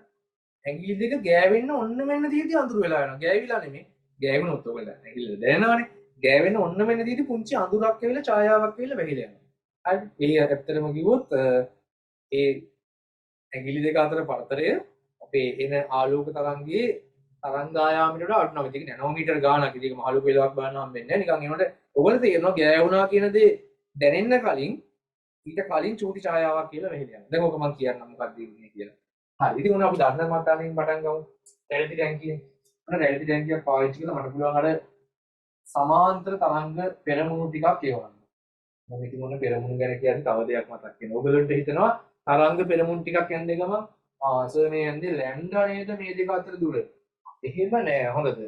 හරිද? අන්න ඒ සුට්ටක් අර කියන්නේ ඔය අහන්න පුළුවන් වැදගත් දෙයක් මතක් වුණා ඒකත්. ඒක දැන් මේ කියලා නෑ එච්චර දෙයක්. අන්න මෙහෙම දිය රැල්ලක් යනවා කියලා හිතන්න. ඔයගොල්ලෝ පුළුවන් මේ දිය රැල්ලේ එකම කලාවේ තියෙන අංශ ටික යා කළා රේඛාවක් ගන්න. ඒක සාමාන්‍ය තරංගයේ ප්‍රචාරණය වන දිශාවට ලම්බකව තමයි වෙන රේඛාව. එකම කම්පන කලාවේ ඉන්න කට්ටිය යා කරන්න රේඛාවක් කියනවා තරංග පෙරමුණක්. ඉතින් ඒක ඉදීම තරංගයේ ගමන් කරන දිශාවට ලම්බ වෙනවා. ඒතර එකම කම්පන කලාවේ ඉන්න තව සෙට් එකක් මෙතනින් තෝරගන්න පුළුවන්. ඒක යා කරාමත් වෙන්නේ තරංග පෙරමුණක්. එකම කම්පන කලාවේ ඉන්න සෙට් එකක් මෙතනින් තෝරගන්නත් පුළුවන්. ඒකත් පෙරමුණක්. මේ හරියන්නේ පෙරමුණු එක තරංග ආයාමයක් ඇතුලේ පෙරමුණු අනන්ත ප්‍රමාණයක් අඳින්න පුළුවන්. හරිද? ඒතකොට යම් කිසි තැනක තිබ්බොත් අනියාත පෙරමුණු දෙකක් අතර දුර තරංග ආයාමයට සමාන වෙයි කියලා වැරදි. අනියාත ශීර්ෂ දෙකක් අතර දුර නම් තරංග ආයාමයට සමාන. පෙරමුණු අපි අපේ පහසුව සඳහා තමයි සාමාන්‍යයෙන් ලැම්ඩා පරතරයකින් යනවා. ඔය සිද්ධාන්ත හොඳට ඔලිය තියාගන්නකොත් ඒක ඇත්තට වැඩි නා ගන්නවා. ඒ වගන්ති ප්‍රශ්න වල දැන් ඔය අහනවා වගේ හරිද? ඒකයි මම ඔය ආයෙ මතක් කරන්නේ. හරි. ඉතින් ඔන්න මම සූත්‍ර දෙයක් මතක් කරලා කිව්වේ අපි ප්‍රශ්නෙට යමු දැන් ආයෙ. ඔන්න තරංග පෙරමුණු ටිකක් වෙනවා සමාන පරතරයෙන් පවතින. හරිද? ඉතින් ඔන්න ඔය ටික ඇවිල්ලා මේ වගේ කුඩා බාධකයක සිදුර ඉතා චූටි. මේ සිදුර කොච්චර චූටිද කියනවා සිදුරේ පරතරයේ කුඩයි තරංග ආයාමයට පෙර. මොකද මම මෙතනදී කිව්වා මම දැන් පෙරමුණු අඳින්නේ මගේ පහසුවට ලැම්ඩා පරතරයකින් තියෙන ටික. හරි. ඉතින් ඔන්න එහෙම වුණෙන් පස්සේ හොඳට මතක තියාගන්න මේ සිදුර හරහා ගියා කියලා මෙයාගේ ලැම්ඩා වෙනස් වෙන්නේ නැහැ නේ. මේ ආපු රටාවම එහෙම මොනම ටිකක් තියන් යනවා ඒ පරතරේ. හැබැයි සිදුරෙන් පස්සේ මේ තරංගය මෙන්න මෙහෙම වෘත්තාකාර තරංග පෙරමුණු ටිකක් වඩ පත් වෙනවා. ඒවත් කෙලින් යන්න ආපු කෙනා දැන් ඔන්න හැරිලා යන්නේ. හරිද? තරංගයක් හැරෙනවට අපි කියනවා බාධකයක් හමු වෙයි. විවර්තන බාධකයක් හමු වෙනොත් මාධ්‍යයකින් මාධ්‍යයට යද්දි හැරෙනවා. මේ දර්පණ නැත්නම් පරාවර්තනය කරන බලන් පෘෂ්ඨයක් හමු වෙයි හැරෙනවා. ඒව නෙමේ සිදුරක් නැත්නම් බාධකයක් කරහා යද්දි සිදුවන හැරීමට විතරයි විවර්තනයක් කියලා කියනවා. හරි විවර්තනයක් කියලා කියනවා. විවර්තනය වුණා. හොඳට මතක තියාගන්න බැරි වෙලාවත් බාධකයේ පළල ලැම්ඩට වඩා අඩු නම් ඒක අනිවාර්යයෙන් වෘත්තාකාර තරංග පෙරමුණු ටිකක් තමයි ඇති කරන්නේ. හරි. ඊට පස්සේ ඔන්න මම වෙන රූපයක් අඳින්න මේක වෙත් කරලා දැම්මා. ඔන්න තව තරංග පෙරමුණු ටිකක් එනවා. අර විදිහටම තරංග පෙරමුණු ටිකක් එනවා. හැබැයි මම මෙතනදි තෝරගන්න බාධකය ටිකක් මේ අපේ ලැම්ඩටත් වඩා ලොකු පරතරයකින් තියෙන සිදුරක් තුලින් තමයි මේ තරංග ටික යවන්නේ. බාධක ටික ටිකක් ඈත් කරා. මේ ලැම්ඩට වඩා දැන් d විශාලයි. දැන් මොකද වෙන්නේ? අර කිව්ව කතන්දරේ එහෙමයි මේ පරතරයේම ඔන්න මම ටිකක් තියන් යනවා. ලැම්ඩ වෙනස් වෙන්නේ නැහැ. ඔන්න මේ ටිකේ කිසිම හැරීමකට ලක්වීමක් නැහැ. හෙවත් විවර්තනයේ වීමක් අපිට නිරීක්ෂණය වෙන්නේ නැහැ. මෙතන මේ කෙරවලට වෙන්න පුංචි හැරීමක් සිදු වෙනවා. හැබැයි පිටුපිට ඒක චුට්ටක් එහාට යන්න චුට්ටක් වැටි වෙනවා. හැබැයි අර කුඩා සිදුරට සාපේක්ෂව විවර්තනයේ නැසලකිය හැකි තරම් කුඩා අපිට පේන තාමත් සමාන්තර රේඛා ටිකක් යනවා වගේ. ඉතින් එතකොට ඔයගොල්ලෝ දැනන් ඉන්න ඕනේ තමයි බාධකයේ කුඩා නම් ලැම්ඩට වඩා හොඳට වෘත්තාකාරව හැදලා හොඳින් විවර්තනය වෙනවා. බාධකයේ විශාල නම් බාධකයේ සිදුර විශාල නම් ලැම්ඩට වඩා ඒක විවර්තනය වීම ගොඩක් අඩු වෙන්නේ වැඩි හරියක් ආවා වගේම යන්න පටන් ගන්නවා. හරිද? ඉතින් ඔන්න විවර්තනය කෙරෙහි තරංගයේ තරංගායාමයේ මෙන්ම සිදුරෙහි ප්‍රමාණයද කියන දෙකම බලපානවා කියන ප්‍රකාශනයේ සත්‍ය බව ගත්තේ ඔන්න ඔය ලක්ෂණ මතක නිසා. ඒක අන්තිම මොකද සමීකරණ දාලා එහෙම සුළු කරලා ගන්න දෙයක් නෙමෙයි. ඒක තියරියක් සිද්ධාන්තයක් විදිහට කරුණු ඒක තරංග වල ගුණයක් තරංග වල ලක්ෂණයක් විදිහට දැනන් ඉන්න ඕනද? ඊළඟ තුන්වන ප්‍රකාශනය කියනවා ධ්වනි තරංග ආලෝක තරංග වලට වඩා හොඳින් විවර්තනයට භාජනය වෙයි. ඕක හරි කියලා ගන්න පුළුවන් මේකෙන්. ඇයි? ආලෝකය කියලා කියන්නේ සාමාන්‍යයෙන් ඔය 570 නැනෝමීටර් 1.5යි මයික්‍රෝමීටර්. තා කුඩා තරංග ආයාම තියෙනවා. හරිද? තා කුඩා තරංග ආයාම කියලා කියන්නේ තරංග ආයාමයට සාපේක්ෂව එයාට හම්බෙන්නේ හැම සිදුරක්ම ලොකුයි. නේද? තා කුඩා තරංග ආයාමයක් නම් ආලෝකයට තියෙන්නේ ඊට සාපේක්ෂව එයාට හම්බෙන්නේ සිදුරු හැම එකක්ම විශාලයි. ඒතර එයාට හැරලා යන්න බෑ මේ මේවා කියන්නේ. හරිද? ඒකයි අපි දකින්නේ මේ බාධකයක් ගාවින් තිබෙකම ආලෝකය කෙලින්ම කියලා වදින මිසක් කැමරාවක් වදින මිසක් හැරිලා යන්නේ. ඉතින් මම මෙහෙම ඉන්නකොට මට එහා පැත්තේ තියෙන කට දේවල් මේ පිටින් එහා පැත්තේ ජයලෙන් එහා පැත්තේ සද්ද හැරිලා ඇවිල්ලා පේන්නේ. හැබැයි සද්ද නෙමෙයි රූප ආලෝකය හැරිලා ඇවිල්ලා වගේ හැට වැටෙන්නේ නැහැනේ. කෙලින් විතරක් එනවා වගේ දැනෙන්නේ. හේතුව එයාගේ ලැම්ඩා ඉතා පුරා නිසා විවර්තනය අඩු වෙන විවර්තනය වෙන්නේ නැහැ කියන්නේ බෑ. ආලෝකයක් විවර්තනය වෙනවා. ඉතාම අඩුවෙන් සිදු වෙන කියන්නේ තමයි ආලෝකය. හරිද? ධ්වනිය ගත්තොත් එයාගේ තරංග ආයතන ටිකක් දිගයි. හරි ටිකක් විශාලයි. සාමාන්‍යයෙන් එයාගේ වේගයේ වේගය ගත්තෙන් පස්සේ 340යි ms වෙන එක වගේ. ඉතින් අපි හර්ට්ස් 300 විතර එකක් ගත්තොත් තරංග ආයතන මීටරයක් විතර දිගයි. එතකොට ඒ වගේ කෙනෙක් නිකම්ම හැරෙන්න පුළුවන්.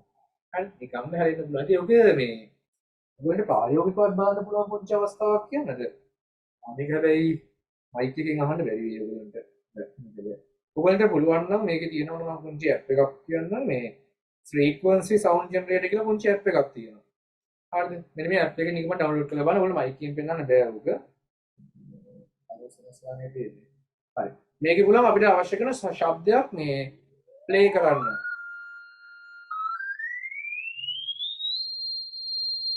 හරිද? ඔන්න වගේ එක එක ශබ්ද දාන්න පුළුවන්. මේකේ ඕනේ දකින්න හැමෙන් ලක්ෂණය තමයි ටිකක් අඩු සංඛ්‍යාතවලදී මේ ෆෝන් එක මොන පැත්තට හරවලා තිබ්බත් අවුලක් නෑ. අපිට හොඳට එක ගන්නට ඇහෙනවා. ෆෝන් එක කෙරකිව්ව කියලා අවුලක් නෑ. හැබැයි ලොකු සංඛ්‍යාතවලට ගියාම ඒවත් තරංගායම අඩුයි. ඒ කියන්නේ හැරෙන්නේ නෑ කියන්නේ. අන්න එහෙම සංඛ්‍යාතයක් දාලා ෆෝන් එක කරකවදී දිහා බැලුවේ නැතක් කියන බුල මොන පැත්තටද දැන් හැරිලා තියෙන්නේ. ඒ කියන්නේ එයා හොඳට හැරිලා එන්නේ නෑ. හරි. ඉන්න කියලා බලන්න ප්‍රැක්ටිකල් මම ඉස්සරහට ගියා ගොඩක්. හරිද? ඒක ඔයගොල්ලෝ ෆිසික්ස් නේ අර පාඩම් කියලා නෙමෙයි ඇත්තටම ඔයගොල්ලන්ට එදිනෙදා ජීවිතේ හම්බෙන තැන්වලදී ෆිසික්ස් යොදා ගන්න පුළුවන් දේවල් ප්‍රැක්ටිකලි වෙන්නවා.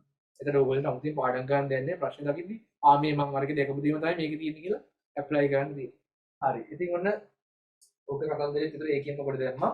ධ්වනි තරංග ආලෝක තරංග වලට වඩා හොඳින් විවර්තනය වෙලා එනවා නැත්නම් හැදලා එනවා කියන ප්‍රකාශයත් සත්‍ය නිසා BC සත්‍ය වෙලා උත්තර අංක 3 තියෙන එක වඩාත් සුදුසුයි නේ.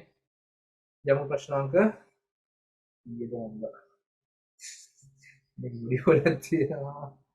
මේක ගොන්න හරියට කරන් දෙන්න. මේකේ ප්‍රශ්නාංක 5. පහේ කියනවා XYZ භෞතික රාශි තුනක ඒකක පහත දැක්වේ XZ බෙදීම y මගින් කියවෙන ඒකකයේ අයත් භෞතික රාශිය. ඒ කියන්නේ සාමාන්‍ය සුළු කිරීමක් නේ. හරිද? එන්න සුළු කරලා හදන්නේ නැති. සුළු කරන්නේ වැහුවනේ. හරිද? එන්න මේවා දැන් සුළු කරලා හදන්නේ. නෑ. ඉතින් ඔන්න ඒකට කියන්නේ xy කියන xz කියන ගුණිත බෙදන්න y කියන කෙලින්ම ආයි මානව ඔන්න ඒකකින් සුළු කරන් යන්න. හරිද? xz බෙදනවා y කින්. x වල කියනවා kg ms වෙන එකයි.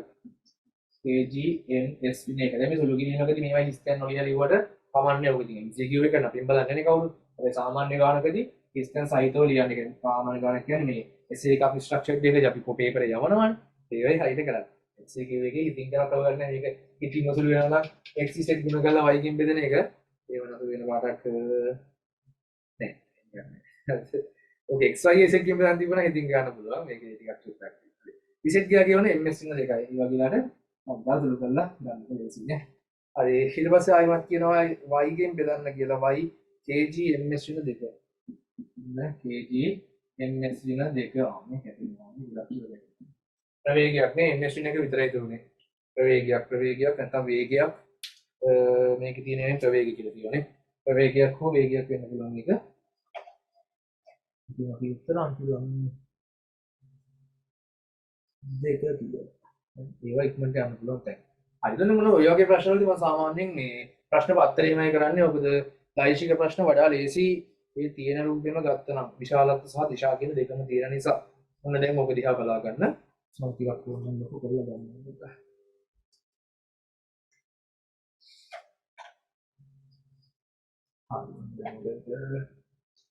හරි සයිස් එක වෙනවා ගන්න. හරි මම ඔයගලන්ට රූප සටහන දැන් තියෙනවා. ඉතින් ඔන්න ඔයගොල්ලෝ පේන රූප සටහනේ දෛශික කිහිපයක් දීලා තියෙනවා මම ගන්න කියන්නේ. ගාන කියනවා පහත දී ඇති රූප සටහනේ දැක්වෙන්නේ AB CD AC AE AD BD සහ BE මගින් දැක්වෙන දෛශික හතක් නිරූපණය කරලා එම දෛශික හතෙහි ඓක්‍යයට සංප්‍රයුක්තය ගැන අහලා තියෙනවා. දෛශික හතේම සංප්‍රයුක්ති ගන්න. ඉතින් ඔන්න මම මොකද කරන්නේ යනවා අපේ රූප සටහනට. ඉතින් මේක දිහා බැලුවයින් පස්සේ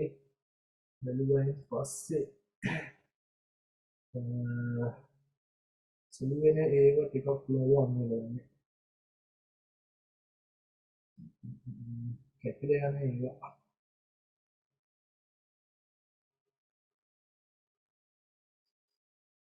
AD 2යි AD එකක් පේනවා.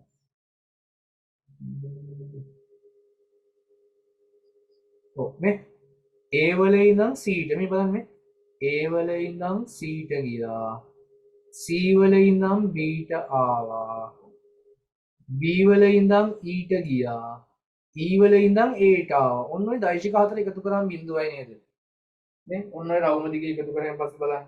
AC CB BE EA. හොඳට ඊතලයේ දිශාවටම යනවා නම් විතරයි හොඳ. අනිත් පැත්තට ඊතල තිබ්බොත් ඔය වැඩේ ගන්න බෑ. ලස්සනට පේනවා AC CB BE සහ EA කියන දෛශික ටික ගානට ගිහිල්ලා හිටපු තැනටම එනවා.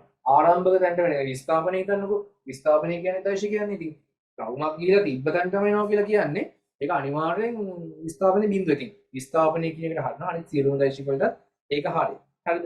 ඉතින් ඔන්න ඕකේ කෙලින්ම ගන්න පුළුවන්.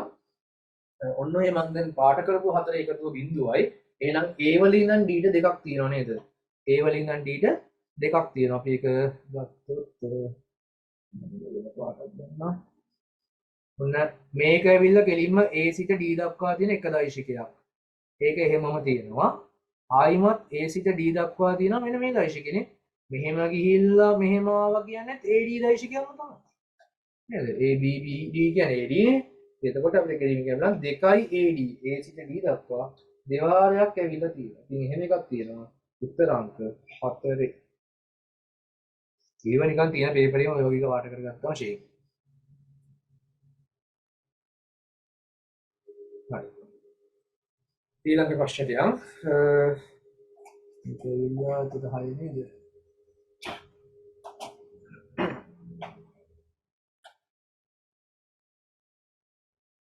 දැන් හත්වෙනි ප්‍රශ්නයට යමු. කන්වර්ට් කරගන්න අමුතුකම එක යෝනේ. ඒක වෙනම කන්වර්ට් කරනවා කියලා දාලා මට ඒක අමුතුයි. ඉමේජ් කරලා ආයි PDF කරන හරියනවා. දැන් ඔයගොල්ලෝගෙත් එහෙම ඕපන් වෙලා අංක වෙනුනේ නැත්නම් ඒක එච්චර ගණන් ගන්න එපා. ප්‍රශ්න ටික නිකන් කරන් යන්න දුක දැක්කම අපි ගන්න පුළුවන් ප්‍රශ්න මොකක්ද කියලා. හරි. ඉතින් ඔන්න කියන රූපේ පරිත අන්තෝදිගේ A කෙලවර දෘঢ় ලෙස බිත්තියක සම්බන්ධ කර ඇති අතර B කෙලවර සුමට දණ්ඩක් තුලින් යන මුදුවකට සම්බන්ධ කර ඇත. රූපේ දැක්වෙන ස්පන්දය A සහ B කෙලවරින් පරාවර්තනය වීමෙන් පසු අධිස්ථාපනය වීමේදී සැලසෙන සංපයුක්තයේ හැඩය මොන වගේද කියලා. පරාවර්තනයෙන් පස්සේ අධිස්ථාපනයක් වෙච්ච එකක් කියලා. හරිද? මොකද මම ඔයගලට අද ඇත්තටම කරලා පෙන්නන්නම්. හරි. ඔයගොල්ලෝ මතකේ තියෙනවා. නිකන් මේක මෙහෙමයි කියලා කියනට වඩා ඒක දැක්කයින් පස්සේ මතකෙ හිටිනවනේ. හරිද? ගාන්ට පූර්ණ සුමට දුර්ගමක මුදු පරාවර්තනයක් සිදු වෙන පරිදි මම ඔන්න පොඩි එකක් හදලා කියන්නේ හදලා වගේ පෙන්නනවා. හරිද? එහෙම කරලා වැඩේ කරන්න ඇත්තටම කරා නම් කොහොමද එන්නේ කියලා කරලා පෙන්නන්න. හරි. ඉතින් ඔන්න මේකදී දීලා තියෙන රූපෙට යන්න මුලින්ම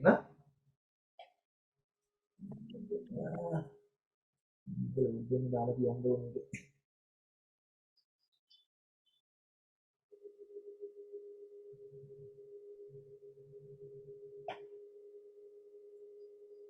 හරි. අපි මේක කරමු. ගාන නම් හදන්න එච්චර අමාරුවක් නැහැ. කෙලින්ම තියරි මතක කෙනාට. හරි තියරි දන්නේ නැති කෙනාට තමයි අර කරලා පෙන්නන්නේ ඇත්තට. හරි ඉතින් ඔන්න මේකේ තියෙනවා තන්තුවක් යස්ස මේ පැත්ත දෘಢව සම්බන්ධ කරලා මේ පැත්ත කම්පනයේ විය හැකි පරිදි දණ්ඩකට සුමට මුදුවකට බණ්ඩක් වටායට සුමට මුදුවකට තමයි සම්බන්ධ කරලා තියෙන්නේ. ඊට පස්සේ මේගොල්ලෝ කියනවා මේ පැත්තට යටිකුරු වෙච්ච ස්පන්දයක් එල්වලු මේ පැත්තට උඩුකුරු වෙච්ච ස්පන්දයක් එල්වලු. ඉතින් අපි දන්න දේ තමයි දෘඩ පරාවර්තනයේදී මොකද වෙන්නේ ඇත්තටම? මෙයා ගිහිල්ලා බිත්තිය ගාවට ගිහිල්ලා මෙයා මොකද කරන්නේ? මේ තරංගේ මේ හැඩයේදී මෙතන තියෙන අංශු ඉහළට ඔසවන එකනේ කරන්නේ. ඒ වගේම මෙයා බිත්තිය ගාවට ගියාම බිත්තියට සම්බන්ධ වෙලා තියෙන අංශු ඉහළට ඔසවන්න හදනවා. හදද්දි මොකද වෙන්නේ? එහා එහෙම එසෙවෙන්නේ නැහැ. එයා මොකද කරන්නේ? මෙයා විසින් ඉහළට බලයක් දෙනකොට එයා විසින් පහළට බලයක් දෙනවා.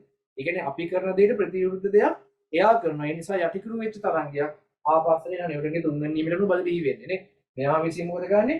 මෙතන තියෙන අංශ උස්සලා පහත් කරන හදනවා. එතකොට බිත්තිය මගින් පහත් කරලා උස්සන වගේ බලයක් තමයි දෙන්නේ. ඉතින් තරංගයේ යටිකුරු වෙලා පරාවර්තනය වෙලා අනිත් පැත්තටම එන කෙනා එනවා. මෙයා මුදු පරාවර්තනයකින් එතන කිසිම දෙයක් වෙන්නේ නැහැ. එතන මොකද වෙන්නේ? මේ තරංගයේ මෙහෙට ගිය ගමන් ඒ අදාළ විස්තරයට අදාළ ශක්තිය මේ මුදුවට හම්බෙන්නේ. ඒ ශක්තිය ආයි ආපහු ගෙන්නා මෙයාට හම්බෙන්න. ඒතර ඒ තරංගයේ එන හැඩයටම ඒ කියන්නේ මේම ගිය කෙනා එහෙමම එනවා ආපහු. ඉතින් මේ දෙන්න එකතු වුණාම මැදදී මොකද වෙන්නේ? ටිකක් විශාල වෙලා යටිකුරු වෙච්ච අධිස්ථාපනයක් උත්තරාංක 5 වගේ ලබා ගන්න පුළුවන්. හරි. ඕක අපි කොහොමද කරලාම පෙන්නන්නම් කියලා. ඉතින් අපි දැන් යමු මේක කරන්නේ කොහොමද කියලා බලන්න.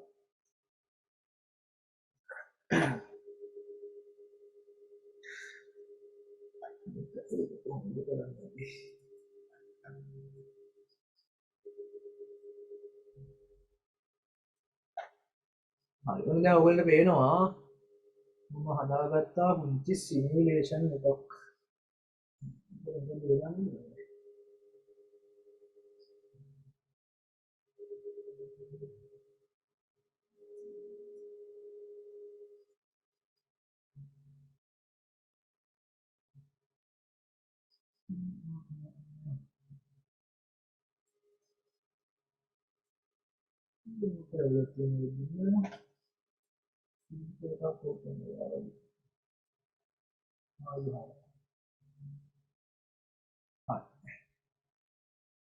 ඉතින් ඔන්න තියෙනවා පුංචි සිමියුලේෂන් එකක් මේක ඇත්තටම. නෝඩ් එක බලපු කරලා දාගත්තා. ඔක තියෙන ස්විචස් ඔයගොල්ලන්ට අවශ්‍ය නැහැ නේද? රූපය විතරක් පේන්න දාගන්න. ඔන්න තියෙනවා තරංගයක් යවන්න පුළුවන් විදිහේ පුංචි ඇටුමක් හදාගත්තා. මේක තීරයක් තරංග වගේ දේවල් යවන්න පුළුවන්. ඉතින් ඔන්න මේ කෙලවර මම ඔන්න දැන් දාගත්තා. මොකද්ද? මෙන්න මේ පැත්තේ තියෙනවා නේ ස්පන්දයක් යවන්න පුළුවන් විදිහ එකක්. මම චුට්ටක් ලොකු ස්පන්දයක් එවනවා. ඒ වගේම මේ පුංචි දේවල් ටිකක් හදාගත්ත මට ඕන විදිහට. හරි. එතන බලන්න මම ස්පන්දයක් එවපු ගමන් මොකද වෙන්නේ කියලා. දකුණු පැත්තේ කෙලවර දැන් ඔකට පේනවා තියෙන්නේ අර දණ්ඩට මුදුවක් හයි කරලා එනම් මෘදු පරාවර්තනයක් බලාපොරොත්තු වෙන්නේ. බලන්න අර දීපු විදිහටම තරංගය ආවා නේද? අර ඊට පස්සේ වෙන එක ගැන එච්චර හිතන්න එපා. හරිද? මොකද ඒ වුනේ කියලා. ඉතින් ඔන්න මොකද ගන්නේ? මම ස්ලෝ මෝෂන් දාගන්න අද පොඩ්ඩක් වැඩි වුණා. හරි. දැන් බලන්න. මම කෙරවල තියෙන ඔන්න අර මුද්ද හයි කරගෙන බලන්න දැන් මොකද වෙන්නේ කියලා. තරංගයේ ඔන්න උඩුකුරුව යන තරංගය උඩුකුරුව යන්නේ හරිද? දැන් ඔය දකුණට යන ගමන් ඉන්නේ තරංගය. හරිද? එයා කෙලින්ම ගිහිල්ලා කෙළවරට ගිය ගමන් බලන්න විස්තරය දෙගුණ වුණා. ආයිත් දෙයක් තියෙනවා.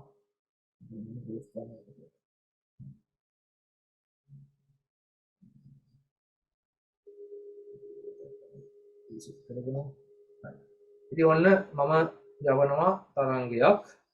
මොකද්ද වෙන්නේ බලන්න. ඔන්න තරංගය දැන් ඉස්සරහට යන ගමන් තියෙන්නේ. හරිද? මෙයා දැන් ඔන්න දකුණට යන තරංගය. ඔන්න මෙයා මෙතනදී මොකද වෙන්න ඕනේ? මුදුවට ඔය කියන විස්තරය ලබා දෙන්න. දැන් බලන්න හොඳටම මුදුව ලොකු උසකට ගමන් කරනවා. මේකටත් වඩා උඩට ගොඩාක් උඩ ගියා දැන්. හරිද? ඔන්න තරංගය ආයිමත් උඩුකුරුවමයි ආපහු එන්නේ නේ. උඩුකුරුව ගිය කෙනා නැවතත් උඩුකුරුවම එනවා. මොකක් වුණාමද? මුද්දක් දාලා තියෙන තැනක සිදුවන මෘදු soft කියන අදහස නැත්නම් මුදු නෙමෙයි හොඳ මුදු නෙමෙයි මෘදු soft කියන අදහස. ඒතර අන්න එහෙම මෘදු පරාවර්තනයක් වුණා. ඊට පස්සේ අපිට පුළුවන් ඕකම දෘಢව කරන්න. මම දෘಢ පරාවර්තනයක් වෙන්න පුළුවන් විදිහ එකක් හයි කරා. හරිද? ඊට පස්සේ මම මේක සෙට් කරගන්න ඕනේ. ඉතින් ඔන්න දැන් මොකද වෙන්නේ? මම අර වගේම තරංගයක් කියවනවා. හරිද? ඔන්න තරංගය එනවා. ඒ තරංගේ එන්නේ දැන් දෘඩව හයි කරපු ඒ පුංචි G ක්ලැම්ප් G කලම්පයක් කියලා උකට කියන්නේ. ඔන්න G කලම්පේ පැත්තට එනවා. බලන්න එතන පරාවර්තනය වෙද්දී තරංගය යටි කුරු වෙලා තමයි ආපහු එන්නේ. දැක්කද? දෘඩ පරාවර්තනයකදී වෙච්ච වැඩේ. ඉතින් තරංගය අනිවාර්යෙන් යටිකුරු වීමක් බලා ගන්න පුළුවන් දෘඩ පරාවර්තනයක් සිදු වෙනවා. ඔන්න ඔය ලක්ෂණ දෙක තමයි මම අතනදී භාවිතා කරේ ඔයගොල්ලන්ට කියලා දෙන්න. හරිද? මානක දෙයක් නෙමෙයි ඉතින් ඒක අපිට සාමාන්‍යයෙන් ඔක ප්‍රායෝගිකව ඇත්තනම කරලා බලන්න පුළුවන්. මම දැන් මෙතන ලනු වැදගෙන කරන්න බැහැ නේද? මම ඒ නිසා තමයි ඔය විදිහට කරේ. හරි. ඊට පස්සේ යමු අපි ඊළඟ ප්‍රශ්න පැත්තට. ඊළඟ ප්‍රශ්නේ කියනවා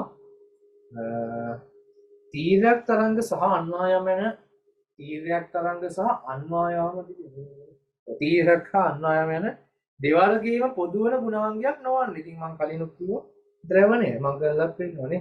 ඒක තීරයක් තරංග වලට පමණක් අදාළ ගුණයක්. අනිත් සියලුම ගුණ තීරයක් සහ අන්වායාම දෙකටම පොදුයි. ද්‍රවණය විතරයි තීරයක් තරංග වලට විතරක් ගන්න. පොදු ගුණයක් නෙමෙයි ඒක. ඉන්න උත්තරංක 4. දැක්කනේ ඒක දැකලා මොකදකින් දැන් ඒකේ ප්‍රශ්න දෙකක්ම කොටනේ. හරිද? ඒක කියන්නේ ඕක පොඩ්ඩක් ප්‍රායෝගිකව පොඩ්ඩක් මේ හඳුනගෙන ඉගෙන ගන්න පුළුවන් මෙහෙදී. හරි. දැන් අපි ඊළඟ ප්‍රශ්නේ පැත්තට ඒක ඇවිල්ලා 9නේ. ජලයේගෙන යන නලයක වැසුණු කපාටයක සමීපව සවි කර ඇති පීඩන මානයක පාඨාන්තය මෙන්න මෙච්චරක් වේ. මෙන්න බර්නූලි දැන් අන්තු විද්‍යාව හැමෝම කරලා තියෙනවා. මෙන්න එහෙම තියෙනවා නලයක්. එහෙම නලයක් තියෙනවා. මෙතන තියෙනවලු පරාමයක්. මොන වහලලු තියෙන්නේ. හරි. වැසුණු කපාටයක් තියෙනවලු. මෙන්න මේකට කිව්වා හරි කරලා තියෙනවලු පීඩන මානයක්. මම බාටන් පීඩන මානය කියලා එකක් තියෙනවා. හරි එකක් හයි කරගත්තා. හරි ඒකට මෙහෙම පීඩනයක් වෙන්න කැරකිලා. ක්‍රියාකාරීත්වය දන්නවද ඔයගොල්ලෝ? කමන්න ඔයගොල්ලෝ වගේ නෑ ඉස්සරහට ගෙන ගනි. මම ඔය ෆාස්ට් ස්ටේෂන් වීඩියෝස් ඉඳ ගන්න ඔයගොල්ලෝ ඒවයි තියෙන ඔය ඕවා ඉඳන් විස්තර කරන්න ටික ටික. ඒක සලාමත් වෙදී. ඉතින් ඔන්න පීඩනමානයක් තියෙනවා. ඒක පෙන්නලා තියෙනවලු පහළ තියෙද්දි 3.5 වැඩි කිරීම 10 බල 5ක පීඩනයක් මේ වායු බල පීඩනය වගේ 5 ගුණ 3.5ක ගුණයක් විතර තියෙන එකක්. ඊට පස්සේ කියනවා කපාටේ විවෘත කළ විට පීඩනමානයේ පාඨාංකය 3 වැඩි කිරීම 10 බල 5 දක්වා අඩු විය. ඒ විට නලය තුලින් ජලය ගලා යන වේගය. ඉතින් මේකදී අපිට දෙන්න ඕනේ උපකල්පන ටිකක් මේගොල්ලෝ දීලා නැහැ. මේ තරලය දුෂ්ට්‍රාවී නොවන තරලයක් වෙන්න ඕනේ. ඒ වගේම තරලය අසම්පීඩ්‍ය තරලයක් වෙන්න ඕනේ. කියන්නේ සම්පීඩනය කරා කියලා පීඩනය වෙනස් පරිමාව වෙනස් වෙන්න බෑ. හරි දුෂ්ට්‍රාවී නොවන කියලා කිව්වේ ප්‍රතිරෝධී බලවිල්ල ශක්තිය හානි වෙන්න බෑ. දුෂ්ට්‍රාවී බලවිල්ල. ඊට පස්සේ මේ තරලය ගලද්දි නිකන් ගල්ලා බෑ. අනිවාර්යෙන් අනාකූලව ගමන් කරන්න ඕනේ. ඒ වගේම අනවරත අවස්ථාවේ ඉන්න ඕනේ.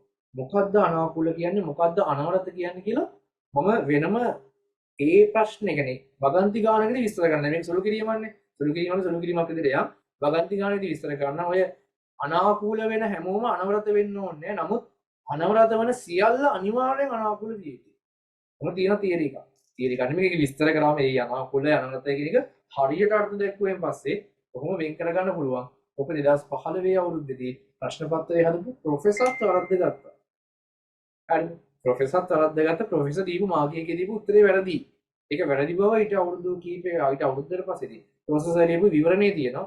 වැඩි කියන්නේ මමත් ඒ අවුරුද්ද එක්සෑම් එකේ මම ෆස්ට් එකේ කැම්පස් ගියාට සෙකන්ඩ් ෂයි එකේ අර පොඩක් ගැට්ටි වගේ හිටපින්ද ලියලා දැම්මා. ඉතින් ඒකේ මගේ උත්තරේට ලකුණු හම්බුන්නේ නැහැ. ඒයි මම හරි උත්තරේ ගැහුවේ. මට ඒ අවුරුද්දේ වැඩි දිනාංශ ඒකට ලකුණු දුන්නේ. ඉතින් කොහොමද මට පස්සේ වෙයි වැඩි විවරණේ කියත් සතුටු වුණා. මොකද දැන්ට තියෙන අර්ථ දැක්වීම කරමු මගේ ගහපු උත්තරේ හරි. ඒක මම හරියට ක්ලියර් කරනවා ඉස්සරහට ඔයගොල්ලෝගේ. දැන්ට මම මේ සුළු කිරීමක් හින්දා එච්චර දුර යන්නේ නැහැ. ඉතින් අපි බර්නූලි මූලධර්මයේ ප්‍රකාශනයක් විදිහට ලිව්වොත් T ධන භාගයේ ρ v වර්ග ධන ρ g h සමානයි නියතයක කියලා වචනයෙන් ලියන්න. සමහරවල් මම k අකුරක් දානවා. K කියලා දැම්මොත් K යන නියතයක් කියලා ආයි වෙනම හඳුන්වන්න සිදු වෙනවා. ඕනේ නැහනේ. සිංහලේ නියතයි කියලා තමයි ලකුණු හම්බෙන්නේ. හරි. නියතයකි. හරිද? මාකින් ස්කීම් වල ඔයගොල්ලන්ට ඉස්සරහට වාකින් හම්බෙන්නේ. මේ කාරණේ ඔරිජිනල් මාකින් හොඳයි ඔය PhD වගේ ඊට පස්සේ මාස්ටර් ගයිඩ් වගේ ඔය මාකින් ඉන්නේ අපි ඉස්සරහට ඔරිජිනල් මාකින් එක හදනවා එසේ ප්‍රශ්න පත්‍ර. ඒකට හොඳටම වැඩි තේරෙයි. ඒ ලෙවල් මාකින් ගියන් පස්සේ හම්බෙන්නේ. හරි. ඉතින් ඔන්න අපේ තියෙන සමීකරණ. සමීකරණ මේක කියන්නේ යම්කිසි තරලයක් අර මං කියු තත්ත්වය යටතේ හැසිරෙන තරලයක් නම් එයාව සතු පීඩනය එයාගේ චාලක ශක්තිය එයාගේ විභව ශක්තිය හරිද ඒ කියනවා අපි ස්ථිතික පීඩනය ගතික පීඩනය කියලා අපි ඉගෙන මෙතන කතා කරන්නේ හරිද තියෙයි ගැන කතා කරද්දී වචන හම්බ වෙන අපි ඊළඟ තොරගෙන ප්‍රශ්න පත්‍රවල ඊට පස්සේ කතා කරමු ඉතින් ඔන්න මේ තුනේ එකතුව නියතයක් වෙන්න ඕන කියලා තමයි මේ කියන්නේ ඉතින් මේකෙදි ආරම්භයේදී මෙතන මේ තරලය නිශ්චලව තිබුණා හරිද එතකොට වේගයක් තිබුණේ නැහැ. තිබුණේ එකම දේ තමයි එයාගේ පීඩනයක්. අපි විභව ශක්තියත් මේ මට්ටමේදී බිඳුවයි කියලා ගමු. හරිද? විභව ශක්තිය බිඳුව මට්ටම මේක කියලා ගමු. එතකොට විභව ශක්තිය ගැන හිතන්න ඕනේ නෑ. ඊට පස්සේ මොකද කරන්නේ? ඊට පස්සේ මම මොකද කරන්නේ? මෙයාව විවෘත කරනවා. එතකොට වෙලා තියෙන්නේ පීඩනයේ විදියට තිබ්බ ශක්තිය අඩු වෙලා ඒකක පරිමාවක චාලක ශක්තිය ඉහළ යනවා. මම කියන්නේ මෙයා දැන් අපි නියතයි නේ උස පල්ලෙහා කියන්නේ නැහැ නේ මොකද සමට්ටම වෙනස් වෙන්නේ නැහැ. එහෙනම් වෙන්නේ පීඩනය අඩු වෙලා චාලක ශක්තිය වැඩි වීමක්. එහෙනම් මේක දාන්න පුළුවන් අපිට ආරම්භක අවස්ථාවේ මේ තුනේ එකතුව අවසාන අවස්ථාවේ මේ තුනේ එකතුව සමානයි කියලා. මොකද එකතු වෙන්නේ තියන්න නැති. ආරම්භක අවස්ථාවේ අවසාන අවස්ථාව සමානින් නෙමෙයි. අර එහෙම ලියන ප්‍රකාශනය බර්නෝලි ප්‍රකාශනය ලියන්න ආපු තැන්වල ලියන්න එපා හොඳද? ඒකට ලකුණු දෙන්නෙත් නැහැ. P1 දන භාගය රෝ V1 වර්ගය දන GH1 සමානයි IP2 දන එහෙම ලියන්න බෑ. හරි මේකම තමයි ලියන්න ඕනේ. එසේ ප්‍රශ්නයක බර්නෝලි නියමයේ ප්‍රකාශනයකින් ලියන්න කියලා කිව්වේ. නියමය ලියන්න කිව්වොත් සියලුම සිංහලෙන් අර වගන්ති කියන්නේ නේ. දුෂ්ටාවී නොවන අසම්පීඩිත තරලයක් අනාකූලව අනර්ථ ප්‍රවාහය දෙන විට මේ පීඩනය ඒකක පරිමාවක චාලක ශක්තිය ඒකක පරිමාවක විභව ශක්තිය මේ එකතුව නියතයක් කියනවා. හරි දැන් ඔන්න මේකදී මම ගන්නවා ආරම්භයේදී පීඩනය 3.5 වැඩි කිරීම 10 බල 5යි. ආරම්භයේදී චාලක ශක්තිය විභවයි විභව ශක්තිය බිඳුවයි. අවසානයේදී පීඩනය 3 වැඩි කිරීම 10 බල 5ක් නිය දෙන්නේ. ඒක ධන භාගයයි ඝනත්වය දෙනවා ඒගොල්ලෝ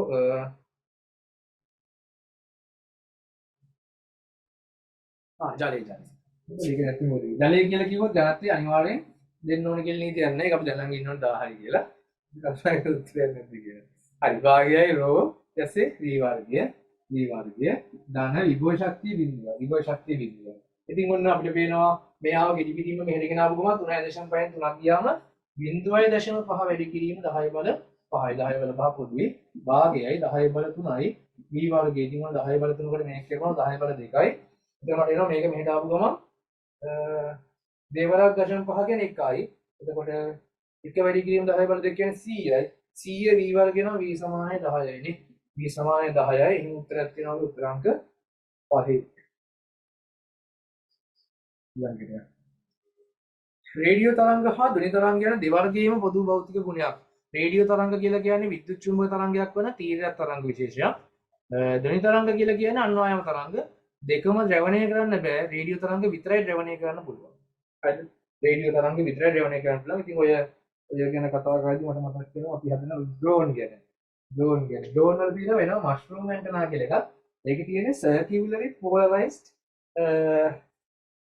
EM electromagnetic wave එකක්. ඉතින් එතකොට මේ ඒවා ඉතින් ද්‍රවණය කරපු විද්‍යුත් චුම්බක තරංග නැත්නම් රේඩියෝ තරංග පාවිච්චි කරන්නේ අපි. නිකන් නෙමෙයි ඇඹරිලා යන එක ද්‍රවණය කරපු තරංගයි. ඒ වගේ ඉතින් උගලට වැඩි දුර ඉගෙන ගන්න කැමති නම් දාන්න මැසේජ් එකක්. ඒක නෑ හැබැයි මට වඩා අපේ අයියා එක්ස්පර්ට්. එයාගේ channel එක දෙන්නම් SLRC channel එක. ඒකේ තියෙන සම්පූර්ණ බිඳුවේ බැටරිය තෝර ගන්න තැන ඉඳන් අන්තිමේ ෆ්ලයි කරන තැනට වෙනකන් තමන්ම ඩ්‍රෝන් එක මම මේ කතා කරන්නේ මොනවද? DJI ඩ්‍රෝන් එකක් පදින්න නෙවෙයි. ඒ සිකිති වැඩි නෙවෙයි. ඔයගොල්ලෝ සයන්ස් කරන ළමයි විදිහට අලුතෙන් කොහොමද ඩ්‍රෝන් එකක් හදාගන්න කියන දේවල් ඉගෙන ගන්න අවශ්‍ය නැහැ. නිකන් දාන්න මැසේජ් එකක් මතක් වෙච්ච ඉන්න කිව්වේ. මේ ඒකේ channel එක මම ගවන්නම්.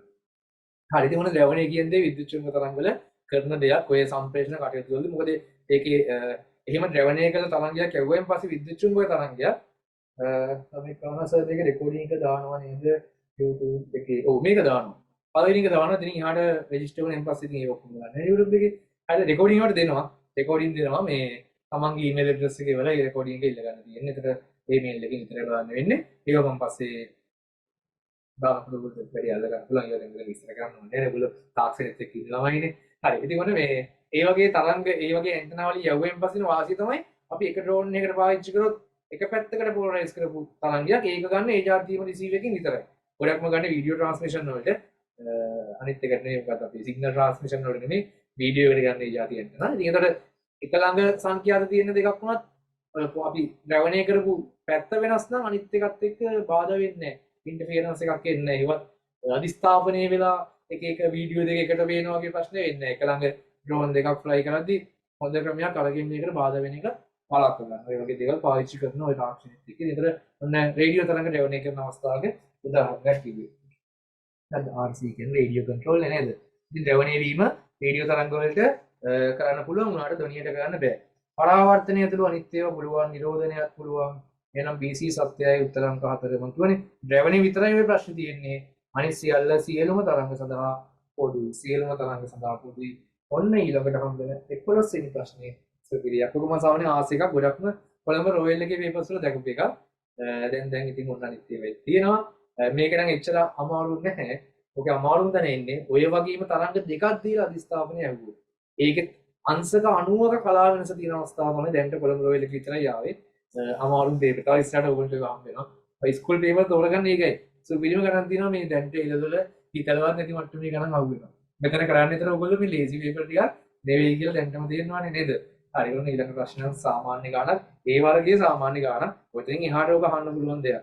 ඉතින් ඔන්න ඒගොල්ලෝ දෙනවා y සමානයි හරිද 2යි sin 0.5 omega t sorry 0.5 phi t 0.5 phi t ගන්න ආයිමත් 5 බෙදීම 3ක් දුන්නා. අර මම ඉස්සෙල්ලා ෂයි කියලා දෙන්නේ 5 බෙදීම 3 තමයි කාලා ආරම්භ කොහොම කියලා කිව්වේ.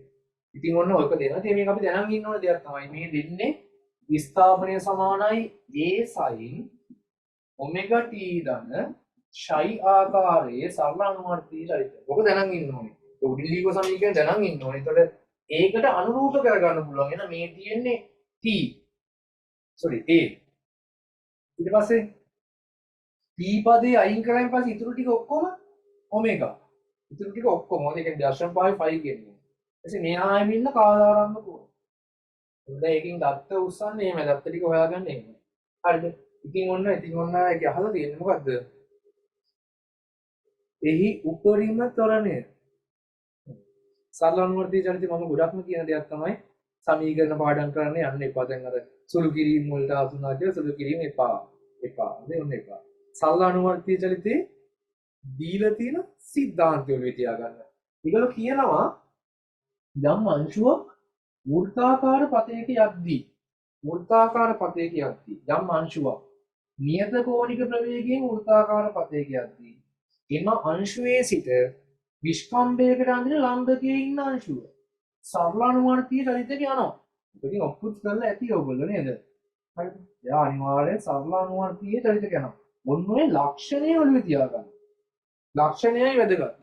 හරිද? ওই ලක්ෂණය ඔළුවේ තියාගෙන යන්න තියෙන්නේ. ඉතින් ඔන්න එතකොට මෙයා සරල අනුවර්තී චරිතය යනවා. ඊට පස්සේ මෙයාගේ ලක්ෂණ කියලා කියන්නේ මෙයාගේ ලක්ෂණ වල සිරස් සංරචකය විස්කම්භයට සමාන්තර සංරචකය. දැන් මේක න විස්කම්භේ සිරස් හදපින්ද මේකේ සිරස් සංරචක ටික මේකට ගන්න පුළුවන්. හරිද? ඉතින් ඔන්න මොකද කරන්නේ? මෙයාට තියෙන මෙහෙට වේගයක්. ඒක v සමාන r ඔමේගා. ඉතින් මේක r a නේ. ඊළඟ a ඔමේගා. මෙයාට තියෙන කේන්ද්‍රයේ පැත්තට ත්වරණයක්. ඒක ඔමේගා වර්ග r නේ. එහෙනම් ඔමේගා වර්ග a. ඊට පස්සේ මෙයාට තියෙනවා විස්ථාපනයක්. ඉතින් ඒක නම් මෙහෙට තියෙන්නේ. මේක අපි කොහොමද මේක සලකන එකක් වෙනද නේ? අපි ඔන්න අපිට ওই ටික එනවා. ඉතින් අපෙන් අහන්නේ මේ සරලානුවර්තී චලිත යන කෙනාගේ උපරිම ත්වරණය. ඉතින් ඒතර මෙයාගේ ත්වරණයෙන් සංරචකයක් නෙන්නේ. ඉතින් මේ අංශුව මෙතනට එද්දිවත් මෙයා විස්තරයේ ඉන්නකොට තමයි උපරිම ත්වරණයක් වන ඔමේගා වර්ග a කියනාගේ හම්බෙන්නේ. ඔමේගා වර්ග a කියලා කියන්නේ 0.5 ගේ වර්ගයේ වාරයක් දෙක. 0.5 ගේ වර්ගයේ වාරයක් දෙක. ඉතින් මේගොල්ලෝ මේක දීලා ඇත්තේ SI එක වලින් වෙන්නේ නැති නේ. මොකද ඒක දීලා නැහැ. විස්ථාපන අපිට මීටර වලින් තිබ්බා කියලා. මේක සලු ගන්න තියෙන්නේ මොකද්ද? 0.5 වර්ග කියන්නේ භාගය වැඩි කිරීම භාගය නේද? ආයි 5 වර්ග වැඩි කිරීම 2යි. ඉතින් ඔන්න කැපිලා ගියා. 5 වර්ගයේ බෙදීම 2යි. එතකොට මේක සුළු ගන්න එපා 0.5 වර්ගයේ කම්මැලි වෙන්න පුළුවන් තරම් MCQ එකේදී කොහොමද මම කියන දෙයක්. හරිද? සුළු ගන්න ටිකක් කම්මැලි වෙන්න 0.5 කියන්නේ භාගය කියලා දැක්ක. 0.5 වර්ගයේ භාගය දෙකක්. ඉතින් භාගය වර්ගයේ තිබ්බේ නෑ. මම භාගය දෙකක් ලියාගත්තා. මොකද තව දෙකක් දැක්ක නිසා කපලා දැම්ම 5 වර්ගයේ බෙදීම 2යි. එහෙම උත්තරයක් ඕකේ. උත්තර අංක දෙකේ තියෙනවා. හරි MCQ පේපර් එක කියන්නේ මේ වෙනම සීන් එකක් කියලා දැන් තේරුණා නේද? හරිද? අර සුළු කරලා එහෙම කතන්දර නෑ. ඉස්සරහට දිගටම ඔහොම තමයි කතන්දරේ. ගොඩක් ගණන් වල අපි උඩින් පයින්න තමයි try එකක් දෙන්නේ. හැබැයි පන්නලා යන හරිගම කියලා දෙන්නේ. කනින්න කියලා වරද්ද ගත්තොත් වැඩි අවුල්නේ. එහෙම නැතුව පටලවා ගන්නතු යන හැටි කියලා.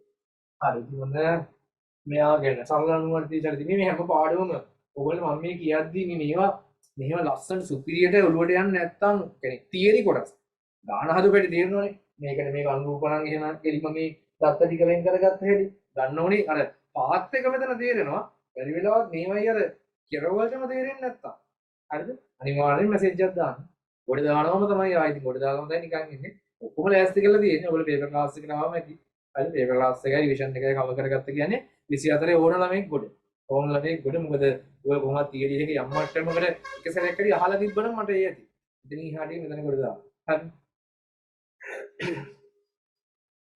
හරි ඊළඟ ප්‍රශ්නය ඊළඟ ප්‍රශ්නේ ඒක කියනවා ඊළඟ ප්‍රශ්නේ 12 නේ ස්කන්ධය සිම්පල් m වන වස්තුවක් ගලු තිරස්තලයක් මතට p ගම්ම්‍යතාවක් ඇතුළු වී p ගම්ම්‍යතාවයකින් ඇතුළු වී තලයේ දිගේ s දුරක් ගමන් කර නිශ්චලතාවයට පත් වේ. තලයේ දිගේ s දුරක් ගමන් කර නිශ්චලතාවයට පත් වේ. තලයත් වස්තුවත් අතර ගතික ඝර්ෂණ සංගුණකය කුමක්ද? බාන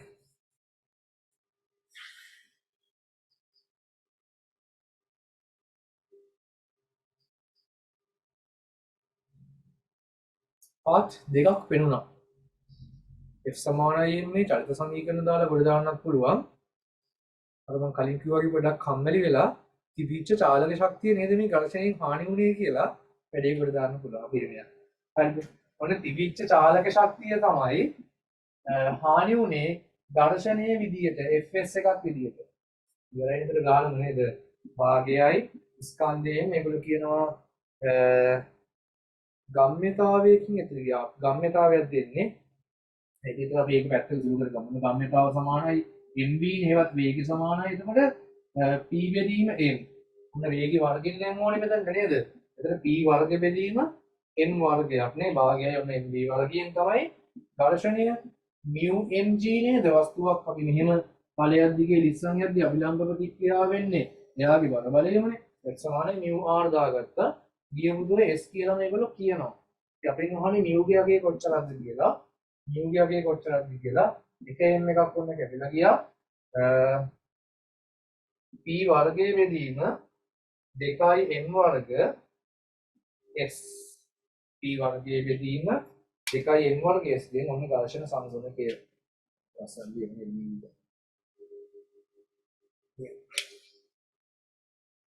p වර්ග බෙදීම 2m වර්ග s කියන්නේ උත්තර අංක 3 තියෙන එක. හරි. චලිත සමීකරණ දාලා හදන ළමයි නම් try එකක් දෙන්න. අවුලක් නැහැ. හරිද? එහෙම කරා නම් මොකද කරන්නේ?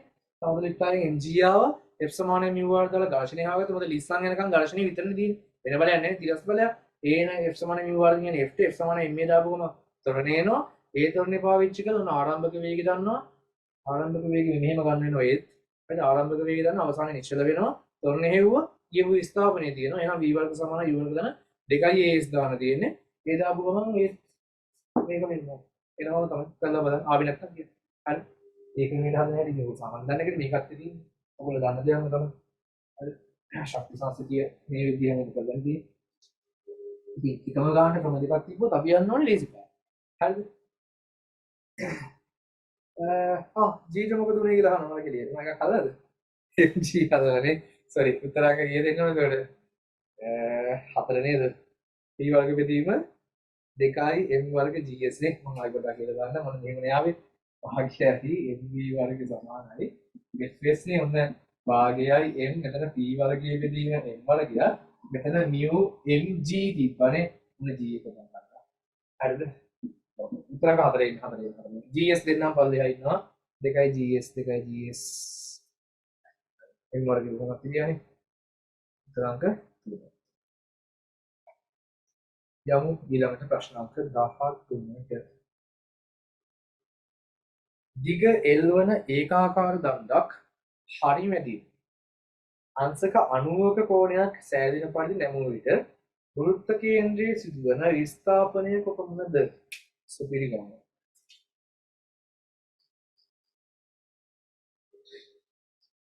ඇයි සුපිරි කිව්වේ කියලා තේරෙයි ගාන හරිය නියම ගණන් කියයි ඔන්න මම ඇදගත්ත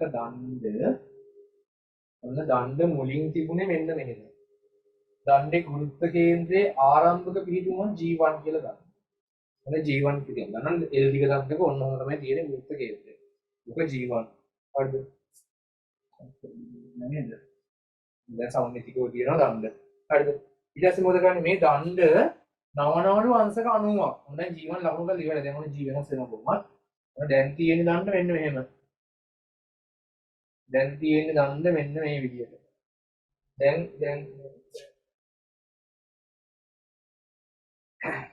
මේක මුළු දණ්ඩෙම දිග L කියලා. දැන් මෙන්න මේ කෑල්ල ඇවිල්ලා L බෙදීම 2යි. මේ කෑල්ලත් ඇවිල්ලා L බෙදීම 2යි. දැන් ගුරුත්ව කේන්ද්‍රය තියෙන්නේ මෙන්න මේ ගුරුත්ව කේන්ද්‍රයයි මේ ගුරුත්ව කේන්ද්‍රය එකතු වෙලා මෙන්න මෙතන තමයි දැන් G2 තියෙන්නේ. විස්ථාපනය මෙන්න මේක. මෙතන හිටපු කෙනා මෙතනට ගියා. මේක කිය සුපිරි කියලා. හදාගෙන එන්න ඕනේ. හරිද? ඉතින් ඔන්න මේ කොහොන ඔක්කොම අංශ 45 ටිකක් ලේසි. දණ්ඩ හරි මැදින් නවපු ඉඳ දැන් මේක හරි මැදින් නැවුවා කියලා ඊළඟට හරි මැදින් නවන්නේ උත්තර පාඩම් ගන්න එපා ටෙක්නික් එක බලන්න ආරම්භක වීඩියෝ ලකුණු කරලා අවසානයේ අද ගන්න ඕනේ දැන් මේක 3ට 2 වගේ අනුපාතයෙන් නැවුවා නම් ඊට අදාළව කුරුත කියන්නේ පිටුම හොයන්න මේක වෙනම ත්‍රිකෝණයක් හඳි හරි දැන් ඉතින් ඔන්න වැඩේ හරි ලේසියෙන් යනවා වගේ ඔන්න මේ දිග එතකොට L බෙදීම 4යි නේ L බෙදීම 4යි මෙන්න මේ ත්‍රිකෝණයේ මේ දිග L බෙදීම 4 විස්ථාපනය කියන්නේ මේක එහෙනම් අපෙන් අහන දේ තමයි මේ x. එතකොට මේකෙන් cos 45. ඔය L බෙදීම 4ෙන් cos 45 තමයි විස්ථාපනය නේ x වෙන්නේ. නේ L බෙදීම 4ක් ආව මේක. ඒකේ cos 45 තමයි ඒගොල්ලෝ අහන ප්‍රශ්නේ වෘත්ත කේන්ද්‍රයේ සිදු කරන විස්ථාපනය. ඉතින් මොනවද එනවා L බෙදීම 4 cos 45 කියන්නේ එකියට මූල දෙක සමානයි x හෙවත් L බෙදීම 4යි මූල දෙකක් කියලා කියන උත්තරාංක 1. එන්න පුළුවන් අනිත් උත්තරම සියල්ලම තියෙනවා. මොකක් හරි தත්ත්වයක් කරනවා. ඒ නිසා හොඳ අවධානය යොමු කරන්න. උත්තර එහාම එහාමවත් එන උත්තරේ දෙනවාමයි. අනිත් උත්තර වෙනස් කර කර උත්තර එකිනෙකට දෙනවා නේද? හරි. ඉතින් ඔන්න ඔය හැදී 13 වෙනි ප්‍රශ්නය 13 ඊට පස්සේ ප්‍රශ්නාංක 14ට යනවා. කම්පණය වන තන්තුවක ස්වභාවික සංඛ්‍යාතය දෙගුණ කිරීම සිදු කළ හැක්කේ කම්පණය වන තන්තුවක ඔන්න තමයි ප්‍රශ්නයක් කම්පණය වන තන්තුවක් අපි ගමු දෙකලවරින් ඇදලා තියෙන තන්තුවක් මූලික කාණයෙන් වගේ කම්පණය වෙන අවස්ථාවක් එතකොට අපි දන්නවා v සමානයි f ලැම්ඩාට අනුව මේකට මම දානවා t බෙදීම m ගේ මූලය හෝ t බෙදීම a රෝගේ මූලය දැන් මේ සමීකරණ දන්නේ නැත්නම් එච්චර ලොකුට බය වෙන්නේ ඔය තරංග වල කරනවා දැන් මගේ මන් තියෙන තරංග වල ඉවරයි ඒකට අවුලක් නැහැ හරිද සංඛ්‍යාතේ වාරේ මෙතන 2යි l නේ හරිද ඔන්න තන්තු වේදික වගේ දෙගුණයක් තමයි සම්පූර්ණ ලැම්ඩා මේ ලැම්ඩාගෙන් භාගයක් නේ ඉතින් ඒගොල්ලෝ කියන සංඛ්‍යාතේ දෙගුණ කරන්න මේ දිග අර්ධයක් කරා නම් පුළුවන් නේද අනුග කියන ටික බලමු ආතතිය දෙගුණ කළොත් අපි කීකද මුලින්ම කියන ආතතිය දෙගුණ කරන්න ආතතිය දෙගුණ කළොත් වෙන්නේ මොකද්ද මූල දෙකෙන් තමයි වේගය වැඩි වෙන්නේ ආතතිය තියෙන්නේ ඇතුළේනේ මූලය ඇතුළේනේ ආතතිය දෙගුණ කළා ඉන්නේ ආතතිය 4 ගුණයක් කළා නම් මේක දෙකක් කියලා මේක දෙකක් හරිද ඒ නිසා ඒකට ආතතිය දෙගුණ කළා ඔය වැඩේ හරියන්නේ නැහැ ඊට වැරද්දක් දාලා මොකද මොකද දිග දෙගුණ කරන්න නෙමෙයි දිග අර්ධයක් කරන්න කියලා කිව්වේ නේද නේද දිග දෙගුණ කරොත් මේ ඉල තව වැඩි කරොත් සංඛ්‍යාත අඩු වෙනවා වැඩේ හරියන්නේ නැහැ ඊට පස්සේ අපි කියොත් ආතතිය හරියටක් හරියන්නේ නැහැ ආතතිය 4 ගුණයක් දක්වා ඔන්න වැඩි කිරීම තමයි උත්තරේ දිග 4 ගුණයක් කරලා හරියන්නේ නැහැ හරි වැඩි නේද මම කිව්වනේ ආතතිය 4 ගුණයක් කළොත් මෙතනට 4 ආවා කියන්නේ මූලෙන් එළියට එන්නේ දෙකේ ඉලක්කමක් ඒකට මේකත් 2යි වෙනවා 2යි වෙනවා වේග දෙගුණ වෙද්දී සංඛ්‍යාතය දෙක වෙනවා. මොකද ලැම්ඩා නියතයි මේක දිග නියතව තියාගත්ත නිසා. දිග අර්ධයක් කරා නම් මොන සංඛ්‍යාත එහෙම වැඩි ගන්න පුළුවන්. උදාහරණයකට ඔයගොල්ලෝ ගිටාර් ගහන කට්ටිය දන්නවා මෙහෙම ගිටාර් එක ගහන ඉද්දි මේ හරියෙන් අල්ලපු ගමන් දිග අඩු වෙනවා සංඛ්‍යාතයේ වැඩි වෙනවා. නේ? ඒ වගේ නෝට්ස් වලට යන්න පුළුවන්. ඊළඟට 14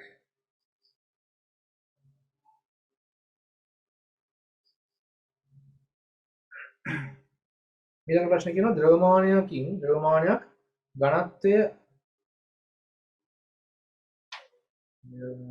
ඝනත්වයෙන් මෙච්චරක් වූ ද්‍රවයක පාවෙන්නේ එහි පරිමාවෙන් පහෙන් එකක් ද්‍රව පෘෂ්ඨයට ඉහළින් පිහිටන පරිදි.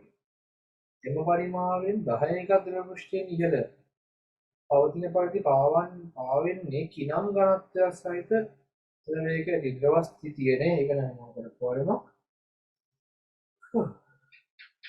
ඒගොල්ලන්ට මේ කියන විස්තරෙත් එක්ක මම කියනවා මේ ද්‍රව්‍යමාන හැඩය ඕනේ පරිමාවනේ දෙන්නේ. මම ද්‍රව්‍යමාන එක දණ්ඩක් වගේ අඳින්නම්. ඇත්ත ද්‍රව්‍යමාන දන්නවනේ. සිරස්ස පා කරගන්න එහෙමනේ තිබ්බේ. නේද? මොන වෙලෙ මෙතන බල්බයක් තියෙනවා උඩු කුතුරකින් වැඩි කරගන්න. සිරස්ස පා වෙන ගුරුත්ව කේන්ද්‍ර පල්ලෙහාට යන්න ඕන හින්දා ස්ථායීව තියෙන. ඉතින් ඔන්න පල්ලෙහාට ලොකු ස්කන්ධයක් දාලා තියෙනවා. ඉතින් මේක නෙමෙයි මම දැන් ගන්නෙ. අන්න මේක තමයි මම ගන්න ද්‍රව්‍යමාන. හොඳක් නේද? මේකේ සිරස්ස පා වෙන කන්දේ ඔන්න ඔය විදිහට හදලා තියෙනවා. ඒකල කියන ආරම්භයේදී පහෙන් එකක් ද්‍රව පෘෂ්ඨයෙන් ඉහළින් ඔන්න පහෙන් එකක් කියන්නේ මෙහෙම ද්‍රවය දීලා. හරි. එතකොට ඝනත්වය අපිට දෙනවා ද්‍රව්‍යමානයේ ඝනත්වය ඝන සෙන්ටිමීටරයට ග්‍රෑම් 0.9යි GCM වෙන 3ක්. අපි ඒකකින් මෙයන් ඝනත්වය. මොන හෝ වෙච්ච ද්‍රවයක පාවෙනවලු. ඊට පස්සේ කියනවා 10න් එකක් ඉහළින් තිබ්බලු ඊළඟට. මේ තවත් ගිල්ලා මේ තව වෙන ද්‍රවයක් තියෙනවා. ඒ ද්‍රවයේදී තවත් ගිල්ලා. දැන් උඩ තියෙන්නේ 10න් එකයි. හරි.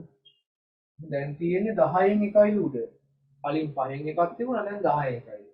එතකොට අපිට පේනවා කලින් ගිලුණා මේ ගිලුණු ටික 5න් 4යි.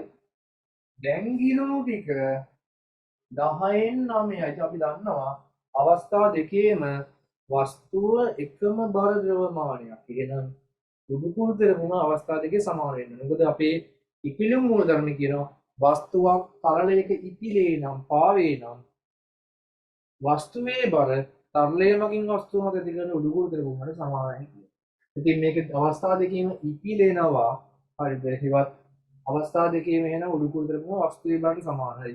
එහෙනම් වස්තුව එකම වස්තුව නිසා උඩුකුරු දෙරුම දෙක සමානයි. එහෙනම් මේකේ වීරෝජී මේකේ වීරෝජීට සමාන වෙන්නේ. දැන් මේකේ වීරෝජී ගත්තොත් 5න් 4යි v රෝගියාගේ 0.9යි g ගියාගේ 10යි. අරයාගේ ගත්තොත් මොකද වෙන්නේ? එයාගේ පරිමාව 9 බෙදීම 10යි. රෝගියාගේ g ගියාගේ 10යි. ඉතින් ඔන්න කැපුණා. ඔන්න කැපුණා මේක 0.1ක් වුණා. 10 මෙහෙට ගියයින් පස්සේ කැපිලා යනවා. ඊට පස්සේ 4 බෙදීම 5ක් කියලා කියන්නේ මොන සමානයි 0.8යි කියලා බස්සන්ට. ඒත් කොහොමත් මේකට වඩා වැඩියෙන් ගිලෙන්නේ ඝනත්වය අඩු වෙක. අපිට MCQ එකේදී අන්න ඒ ලක්ෂණේ මුලින් බලලා ඉන්න. නේ වැඩියෙන් ගිලුණා නම් ඝනත්වය අඩුයි බලන්න දීපු උත්තරයට වඩා අඩු වේව තියෙනවාද කියලා. අඩු වේව දැන් මේක ගොඩක් තිබ්බා. ඒ හින්දා ලොකු තේරුමක් නැහැ. ඒවා සමහර ගණන් වල අඩු වේව එකයි තියෙනවා. ඒ හදන්න දෙයක් නැහැ. 0.8ක විතර නම් 0.8 විතර නම් 0.9ට වඩා අඩු වේව ආයි හදන්න දෙයක් නැහැ. නේ ඒක චිත්ත බලන්න මට ඒක අමතක වුණා මේකෙදි. හරි අන්න ඒවත් MCQ වල ට්‍රික්ස්. හරි මොන 0.8 කියන එක තියෙනවා හරියම උත්තරයක්. මේක නම් වැඩි වේව අඩු වේව දෙකම තියෙන. ඊට හදන්නම සිදු වෙනවා. ඊට පස්සේ තරංග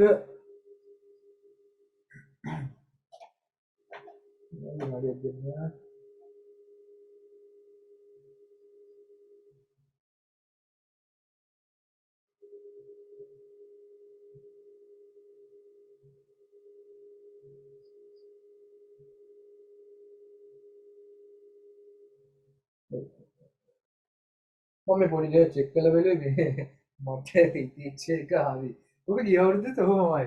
කොහොමද මේ ෆිසික්ස් වගේ මම තමයි ඉස්සෙල්ලා මුකුත් ඇහෙන්නේ දෙදරනවා නම් මම ගෙනියෝ කිව්වා. ඊට පස්සේ ගණන් කොහොම හදන්න නැතුව සුළු කීන් කියලා දෙන්න කිව්වා. දැන් කොහොමද ඒ නම නෑ. ගොඩක් කියලා වගේ බාධා කරන්නේ ක්ලාස් එක පටන් ගන්න කලින් ළමයෙක්ගේ කෝල් කරලා එන්න විස්තරයක් කියවම හිතෙන් යාම වෙන්න ඕනේ. ඉතින් ටයිමින් පොඩ්ඩක් කවුල් කරන්න මම පරිණක් දෙනවා මේ අර හොඳ පන්තියක් තියදී පොඩ්ඩක් බලන් ඉන්න බැරි සීන් තියෙන කට්ටිය ඉන්නවා. හරිද හරියට උගන්වනකොට හරිද මේ අර ළමයි එන්නේ ඉතින් හරියට දෙයක් ඉගෙන ගන්න පුළුවන් දැන්නේ. ඉතින් මම බලෙන් ඉන්න ගන්නද ඔතන මෙතන මේ ආපු සෙට් එකේ එහෙමම තාමම ඉන්නේ ඇයි කියලා දෙන්න ටික නවත්ත ගන්න බැහැ තේරෙනවද? නේ කොච්චර නිකන් ඉන්න බැලුවත් හරියන්නේ නැහැ. ඕකයි වලට වදිනවම තමයි. ඒ වුණාන් පස්සේ ඔයගොල්ලෝ එන්න හිතෙනවා ඒක. සාධාරණ ඔයගොල්ලෝ පැත්තේ සාධාරණ ඔයගොල්ලෝ යන්නේ ඕනේ. තේරෙන්නේ නැහැ. මම ඒක ඉස්සෙල්ලා ඔයගොල්ලෝගේ ඔක්කොගෙම ඇහුවේ මේ නේ දැන් මේ දැන් ඩේට කලින් මම ඔන්ලයින් ක්ලාස් එක ඉවර කළා විතරයි. ඔයගොල්ලෝ විතරක් මයික් එක දාන්න. දැන් ඒ කොහොමද දැන් නෑ තේරෙන්නේ. මෙන්න කියලා මම ගියපාර ඕනේ ඒක හපන් වෙන්න පොඩ්ඩක් එලින්ම මැසේජ් එකක් දාලා කිව්වා උගන්වන්නේ මෙලෝදියක් තේරෙන්නේ අනම්මනම් මොහොමද තේරෙනවද? ඒ වඩේ දැම්මයි තේරෙන්නේ නැත්නම් ළමයි උච්ච එකතු වෙන්නේ නැහැ. හරිද මේ අන්තිම මොහොතේ තායි ඔය පේපර් ක්ලාස් එකක් තමයි ඒකටත් තයාරි පිළිසක් කරා. හරිද එහෙම එන්නේ මෙතන කරන දේ තේරෙන නිසා. හරිද ඒක ඉතින් ගන්න බැරි සර්වර් පොඩි අවුලක් තියෙනවා ඇති. හරිද මෙතන දේවල් ප්‍රැක්ටිකලි ලස්සනට කියලා දෙන්න. ඔයගොල්ලෝ පන්තියෙන් පස්සේ නිකන් මැසේජ් එකක් දාන්න කොහොමද කියලා Zoom එකට නෙමෙයි Zoom එකට නෙමෙයි මැසේජ් එකක් දාන්න WhatsApp එකට. දැන් ඉන්න කට්ටිය දන්නේ නැති වැඩි හොඳින් තමයි ඉන්නේ. හරිද මේ අනිවාර්යෙන් දාන්න මැසේජ් එක පන්තිය ගැන කොහොමද අද කරපු පේපරේ තෝරගත්ත පේපරේ කොහොමද උගන්වපු විදිය කොහොමද කෙටි ක්‍රම කොහොමද ප්‍රැක්ටිකලි කියලා දෙන ප්‍රැක්ටිකල් කරලා පෙන්නන ඒවා කොහොමද ඔක්කොම ගැන හොඳ ටික මැසේජ් එකක් දාන්න. හරිද කොහොමද කියලා අපේ පන්තිය ගැන අපු සෙට් එක. හරිද? යා අපි ඊළඟට ප්‍රශ්න අංක කීයද කියන්න මම දන්නේ නැහැ. මෙන්න මේ ප්‍රශ්නේ යන්න තියෙන්නේ. ඒක වෙන්න ආයේ මොකක්ද මම කියන්නේ නේද? ඒක ඉන්නවා 10 මතක එන්නේ තපහයි. වෙලාව හිතට ගිහිල්ලා. තරංග දෙකක වේගාතර අනුපාතය 1:2 වන අතර ඒවා එක එකෙහි කලා වෙනස 5 ලක්ෂ දෙකක් අතර දුරෙහි අනුපාතය 3:2කි. ඒවායේ සංඛ්‍යාත අතර අනුපාතය සුපිරියක්. මොන තරංගයක් ගත්තයින් පස්සේ මෙන්න මෙතන ඉඳන් ආයි තරංග ආයාමයකට පස්සේ කියලා කියන්නේ අපි කියනවා කම්පන කලා වෙනස. කම්පන කලා වෙනස අංශක 180යි නැත්නම් රේඩියන් වලින් 25 කියලා. සම්පූර්ණ වටයකට පස්සේ කියලා කියන්නේ අර ඌර්ධ චලිත දෙන කෙනා වටයක් ගිහිල්ලානේ කොණේ අංශක 360ට නැත්නම් රේඩියන් 25 ප්‍රමාණයක් කර කියලා. 5 ප්‍රමාණයක් කියන්නේ මේ වගේ දුරක් නේ. ඒවත් මේ ලැම්ඩා බෙදීම දෙකක දුරක් තමයි දුරකදී තමයි කලා වෙනස 5 ප්‍රමාණයක් තියෙන්නේ. ඒගොල්ලෝ කියන තරංග දෙකක ඔය කලා වෙනස 5 වෙච්ච ලක්ෂ දෙකක් අතර. ඒ කියන්නේ ලැම්ඩා බෙදීම දෙකක් අතර අනුපාතය 3ට 2යි. ඉතින් ලැම්ඩා අතර අනුපාතයත් එහෙම තමයි නේද? නේ? හිතන්න එහෙම ලැම්ඩා 1 බෙදීම ලැම්ඩා 2. ලැම්ඩා 1 බෙදීම 2යි ලැම්ඩා 2 බෙදීම 2යි අතර අනුපාතය තමයි දෙන්නේ 3ට 2යි කියලා. නේ අපි භාගයක් විදිහට ලියලා ගත්තම ලේසි. අනුපාත අපිට අනුපාත ලකුණු දාලා ලියන්නත් පුළුවන්. භාග විදිහට ලියන්නත් පුළුවන්. ඉතින් ඔන්න මේකට මේකේ අනුපාතය දෙනවා 3ට 2යි. ඉතින් අපි වෙනවා 2ට 2 කියලා. ලස්සනට ලැම්ඩා අතර අනුපාතය 3ට 2ම තමයි. ඊට පස්සේ කියනවා වේගාතර අනුපාතය. ඉවත් v1 බෙදීම v2 v1 බෙදීම v2 1ට 2යිලු. 1 බෙදීම 2යි. ඉතින් අපෙන් අහන්නේ කවුද? සංඛ්‍යාත අතර අනුපාතය. අපෙන් අහනවා f1 බෙදීම f2. ඉතින් අපි දන්න දේ මොකද්ද? v සමානයි f ලැම්ඩා නිසා f සමානයි v බෙදීම ලැම්ඩා. ඉතින් මම මොකද කරන්නේ? v1 බෙදනවා ලැම්ඩා 1 v2 වත් බෙදනවා ලැම්ඩා 2 ගෙන්. ඉතින් මට එනවා ප්‍රකාශනයක් v1 බෙදීම v2 ලැම්ඩා 2 බෙදීම ලැම්ඩා 1. ඕක තමයි අපිට ඕනේ. v1 බෙදීම v2 දැන්කම දන්නවා භාගයයි. ලැම්ඩා 1 බෙදීම ලැම්ඩා 2 කියන්නේ 2 බෙදීම 3යි. 3 බෙදීම 2යි නේ. මෙතන දාන්නෝනේ 2 බෙදීම 3ක්. 2 බෙදීම 3ක් 2ට 2 වෙලා 3න් 1යි කියලා එනවනේ. නැත්නම් 1ට 3යි නේ. උඩ තියෙන 1 පල්ලෙහා තියෙන 3. 1ට 3යි 1ට 3යි. මේකේ 3ට එකක් දීලා පටලවන්න.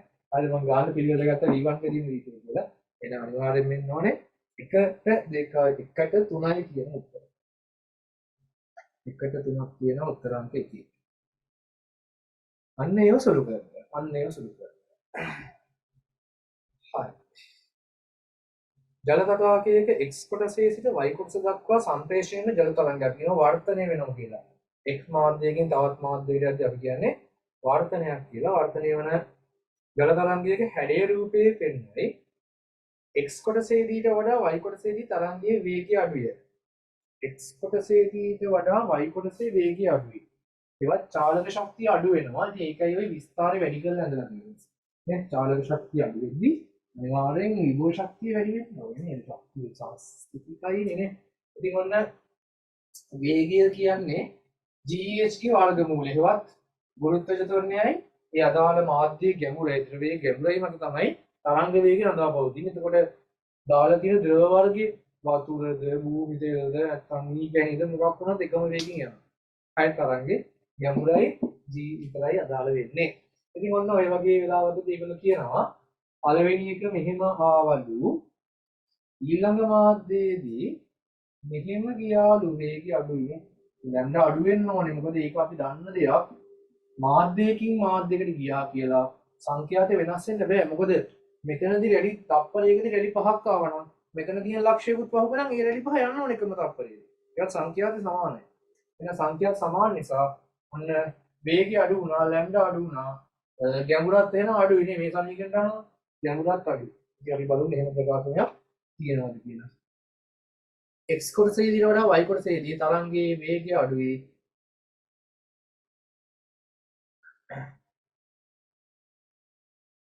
මෙතන මේ චාලක ශක්තිය විභව ශක්තිය වැඩි වුණේ චාලක ශක්තිය අඩු වෙච්ච නිසා ඒක ගේම වේගය අඩුයි කියලා ගත්තේ. x කොටසේදී හා y කොටසේදී තරංග සංඛ්‍යාත සමානයි. ඒක මම කිව්වා දැන් මේක සංඛ්‍යාත වෙනස් වෙන්නේ නැහැ කියලා මාධ්‍යෙට. x කොටසේදී තරංගයේ විස්තාරය y කොටසේදීට වඩා අඩුයි. විස්තාර නම් මේ බෙලුවෙලටම පේන උස අඩු කියලා නේද? නේද? x කොටසේදී අඩුයි කියන එක හරි. හරි. ඒතර සියල්ලම සත්‍ය තියෙනවා. නිව්ටන්ගේ තුන්වෙනි නියමයට අදාළව ක්‍රියා හා ප්‍රතික්‍රියා බල සම්බන්ධයෙන් පහත ප්‍රකාශ සලකා බලන්න. පහත ප්‍රකාශ සලකා බලන්න මේක නිව්ටන් නියම වල මම පාඩ තුනකින් යන රූපයක් ඇති. රූපයක් ඇතිවෙදී තමයි උත්තර. හරිද? ඒකේ ඔය ලස්සට විස්තර කරා. මම මේක ස්ටුඩියෝට ඇඳලා පෙන්නන්න අද කාලේ ප්‍රශ්නයක් තියෙනවා. මම එකක් ගන්න දෙන්න.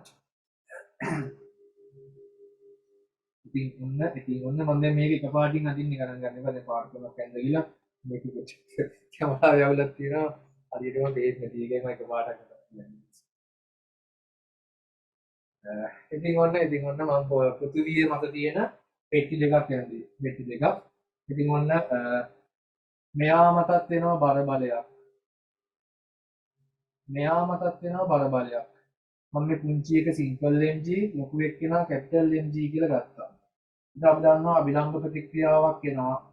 ඒක R1 අභිලම්බයි.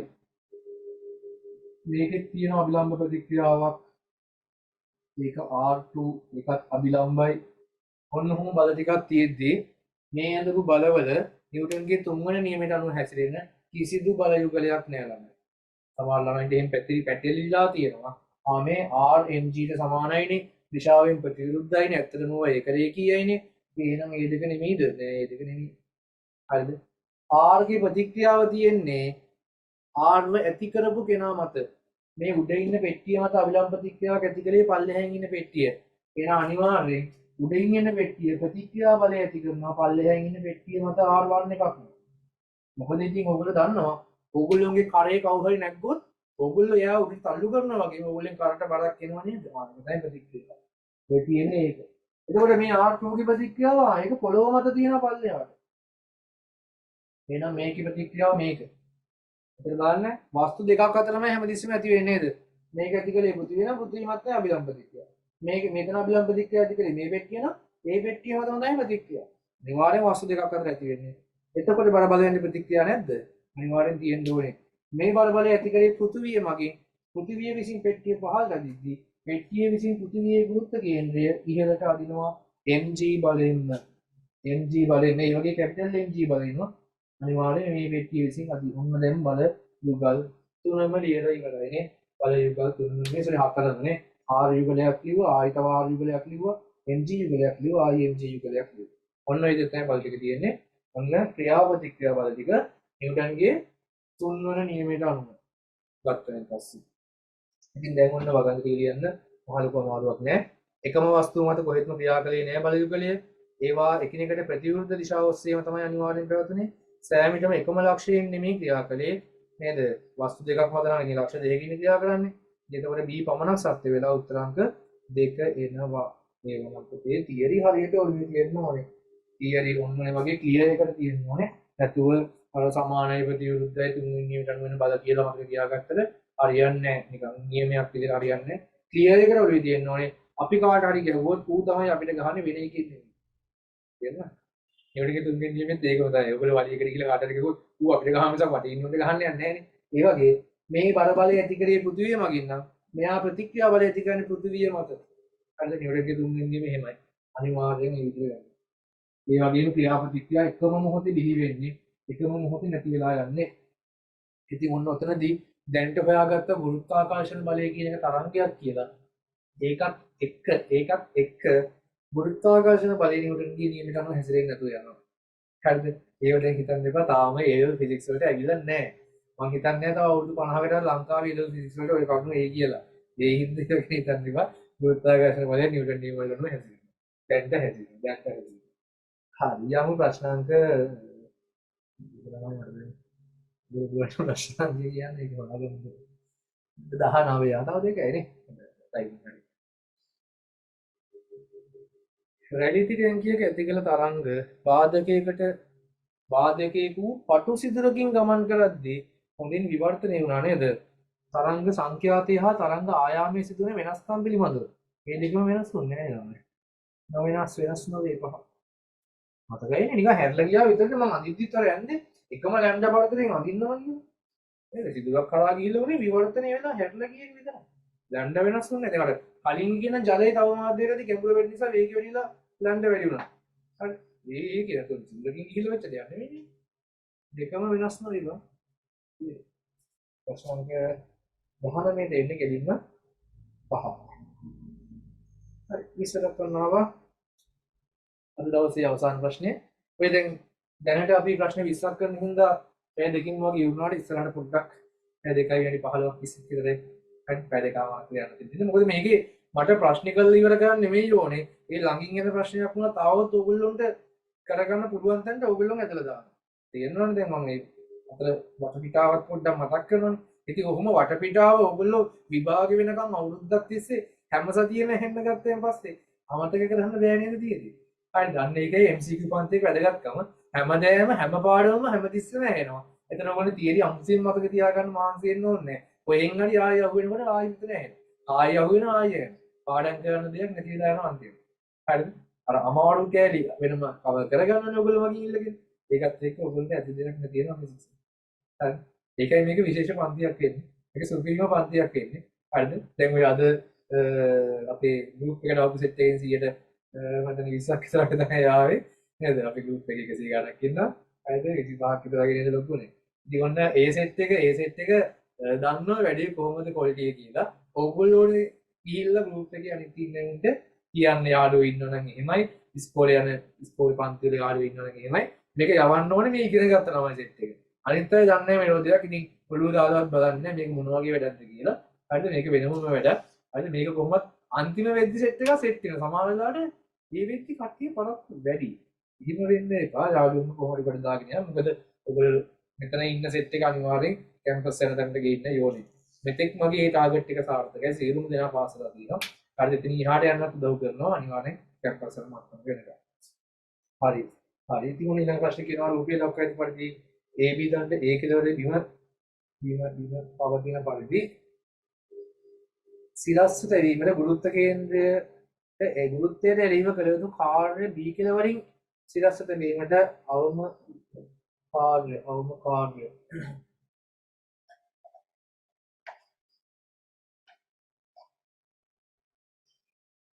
අවම කාර්යයෙන් දෙගුණයකි.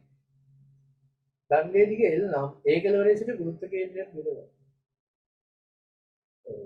සූත්‍රාංක නිකන් 2 හෝ 3 2 හෝ 4 වගේ කියලා පේනවා. මෙන්න වෙයි නේද? ඒක කොහොම හතර දෙක රූපය අන්දර එකපාර එන සීන් එකක් තියෙන එක අමාරු ගන්න නෙමෙයිනේ. හරි. ඔන්න මේක කියනවා. දණ්ඩක් පොළවේ මෙහෙම තියලා තියෙනවලු. දණ්ඩක් පොළවේ මෙහෙම තියලා තියෙනවා. මේක ඒකාකාර දණ්ඩක් කියලා කියන්නේ නේ. වෘත්ත කියන්නේ මැද නෙමෙයි. කොහෙද එක පැත්තකට වෙන්න තියෙන්නේ. ඒක කියන්නේ මේ දණ්ඩ AB කියලා. දණ්ඩේ දිගකුත් තියලා තියෙන අවශ්‍ය විදිහට. සම්පූර්ණ දිග ඕනේ අන්තිමට. ඒ කියන්නේ උත්තර භාග සංඛ්‍යාව කියලා ගන්න පුළුවන්. ඒකල කියනවා B කෙලවරින් සිරස්ස තැබීමට. B කෙලවරින් සිරස්ස තියනවා කියන්නේ මෙහෙම කෙලින් කරනවා. හරි. B කෙලවරින් හිටවන්න එක තමයි මුලින් කියන්නේ. B කෙලවරින් සිරස්ස තැබීමට අවශ්‍ය අවම කාර්යමෙන් දෙගුණයක් කියලා කියනවා. sorry ඒ ගැන මුලින් කියන්නේ. A කෙලවර බිම පවතින පරිදි මෙන්න මෙහෙම කෙලින් කරන්න අවශ්‍ය කරන ශක්තිය. මේ ගුරුත්ව කියන්නේ මෙහෙට වෙන්න තියෙන්නේ නේද? එතකොට A කෙලවරින් උස්සන්න අමාරු නේ ලොකු උසකට ගුරුත්ව කියන්නේ උස්සන්න. B කෙලවරින් උස්සද්දි චුට්ටයි. ගාන්ට එතන මේක දෙකට එකේ අනුපාතයට බෙදලා දැම්මම හරිය නේද? ගාන්ටම දෙගුණයක් කියලා කියනවනේ. A කෙලවරින් බිම පවතින පරිදි සිරස්ස තැබීමට ගුරුත්වයට එරෙහිව කරන කාර්ය B කෙලවර සිරස්ස පවතින පරිදි තැබීමට අවශ්‍ය කාර්යයෙන් දෙගුණයක්. හරි. වැඩි හරි. එහෙනම් අපෙන් අහන්නේ දිග L නම් A කෙලවරේ සිට ගුරුත්ව කේන්ද්‍රයේ දිග L ගෙන් 3න් 2යිනේ. L ගෙන් 3න් 2 උත්තර අංක 7. දෙක නම් ගන්න පටන් ගත්තේ මේ දෙකෙන් එකක් කියලා නේ. ඉතින් පොඩ්ඩක් චෙක් කරලා තියෙන එකක් තිබ්බ. ඉතින් ඔන්න උත්තරේ ගත්තා. හරි. ඉතින් ඔන්න ඒ විදිහට අපේ අද කතා කරන්න මම හිතන්නේ ටික ඉවර වෙනවා අවසන් වෙනවා. ඉතින් ඔයගොල්ලෝ බලන්න ඇති MCQ පේපර් එකේ ප්‍රශ්න 40ක් තියෙනවා. අද 40ම කරයි කියලා නෑ. ඔයගොල්ලෝ අද 40ම කරාට වඩා වැඩි දෙයක් මෙතන ඉගෙන ගත්තා. මොකද මෙතන ප්‍රශ්න ගොඩක් අපි හදාගෙන යන වඩා එක ප්‍රශ්නයක් තුලින් තව ප්‍රශ්න 5ක විතර පාරවල් විවෘත කර දෙන්න ගත්තා නේ. ඇත්තටම මෙතන කරපුවත් ප්‍රශ්න වලින් මම 10ක් විතර එහෙම කරා. මේ වෙයි මෙන්න මෙහෙම ප්‍රශ්න එන්න පුළුවන් මෙහෙම කියලා. ඒතර ඇත්තටම මෙතන ප්‍රශ්න 75 විතර ප්‍රමාණයක් අපි කතා කරනවා වගේ දෙයක් තියෙනවා. වෙනස් විදිහේ දේවල් ආවොත් කොහොමද මේ පාරවල් වල යන්නේ කියන දේ පවා විස්තර කරගෙන ඉන්නේ. කරන ප්‍රශ්න ගානෙන් මයින් එපා. ඔයගොල්ලෝ පන්තියට ඇවිල්ලා ඉවර වෙද්දී ඔළුවට ආපු බරක් දෙන්නවනේ. ආවෙන වෙච්ච දේවල් ටිකක් දැන් අද ඉගෙන ගත්තා කියලා. අන්න ඒකෙන් සතුටු වෙන්න සහ ඔයගොල්ලෝගේ නෝට් එකේ මතක ඇතුව අහුවෙන චූටිම දෙයක් හරි කවුරුණක් හරි අලුත් දෙයක් තිබ්බොත් ලියා ගන්න. නෝට් එක ලස්සනට ලියන හැටි මම පස්සේ කියලා දෙනවා විවරණ පොත් හදාගෙන. ඒක පස්සේ අද දැන්ට ඔන්න පුංචි ෂෝට් නෝට් එකක් දාගෙන යන්න. මේ කරන පේපර්ස් දෙක තව පේපර් දෙකක් ගියාට පස්සේ මම විවරණ ලියන හැටි කියලා දෙන්නම් හැමෝටම. හරි. ඉතින් ඔන්න ඔය විදිහට තමයි අද අපේ පළවෙනි පන්ති ඉවර වෙන්නේ. දෙවෙනි පන්තිය ලබන සතියේ මේ වෙලාවටම ඔන්ලයින් අපි සෙට් වෙමු. ඒ වෙද්දි කට්ටිය රෙජිස්ටර් වෙලා අපේ ගෲප් එකට ඇඩ් වෙන්න ඕනේ. ඒ වගේම ප්‍රශ්න පත්‍රය දැන්ට බලපු නැති කට්ටිය දැන් රෙකෝඩින් එක තිබිච්ච දැන් ඉතින් තිබ්බ මම දැක්කා. ආපු ගමන් කට්ටිය රෙකෝඩින් දෙන්න දාලා ලෙෆ්ට් වුණා. මේ ඊට පස්සේ දිගටම හිටපු කට්ටිය දැන් ඔක්කොම කම්ප්ලීට් නේ. හරිද? ඒගොල්ලන්ට ඉතින් ඔබ පොඩ්ඩක් ආයි බලන්න තියෙන ඉතින් ප්‍රශ්න 20 අනිවාර්යෙන් කරලා එන්න. ඊළඟ සතියේ. හරිද? එද්දී ඔන්න ප්‍රශ්න ටික කම්ප්ලීට් කරලා එන්න. ලොකු දෙයක් ඔයගොල්ලන්ට මේකත් එක්ක වෙනස් කරගන්න පුළුවන් මේ දැන්ට ඉන්න මට්ටමින් එහාට ඒ කියන්නේ අර විභාග නිකන් කෙලවේ MCQ පේපරේ අමාරු වගේ තිබිච්ච මානසිකත්වයෙන් අයින් වෙලා A එකක් B එකක් ගන්න ළමයෙක්ගේ මට්ටමට MCQ පේපරේ ගොඩ දාන තැනට මම එනවා MCQ පේපරේ ගොඩ යනවා කියන්නේ අනිත් එක නතර වෙන්නේ නැහැ. අනිත් එක ඉබේ වෙනවා. මොකද MCQ ඇතුලේ සියලුම සිද්ධාන්ත සහ ප්‍රැක්ටිකල් කතා වෙනවා. ඒ ඉබේම ඉන්ස්ට්‍රක්ෂන් එකයි S1යි ඉබේම හරියනවා. හරි ඉබේම හරියනවා. මොකද ප්‍රැක්ටිකල් වලිනුත් MCQ දාලා තියෙනවා. ඒවත් අපිට අහුවෙන්නේ. එහෙනම් ওই කතන්දරේ තමයි ඔයගොල්ලන්ට අදට කියන්න තියෙන්නේ. ලබන සතියේත් මේ වගේ සුපිරි පන්තියක් එක්ක හැමෝම සෙට් වෙමු. අද පන්තිය ගැන ටිකක් දිග විස්තරයක් දාන්න මොන වගේද මොකෙච්ච විදිය හොඳ නරක සියල්ල වෙනස් විය යුතු දේවල්. මොනාරි ඔයගොල්ලන්ගේ අදහස් තමයි වැඩියෙන් ඕනේ. ඒ දේවල් එක්ක හොඳ මැසේජ් එකක් දාන්න. හරි දැන් මේක දාලා ඉඳලා. හරි හැමෝටම වෙන අයිබෝවා.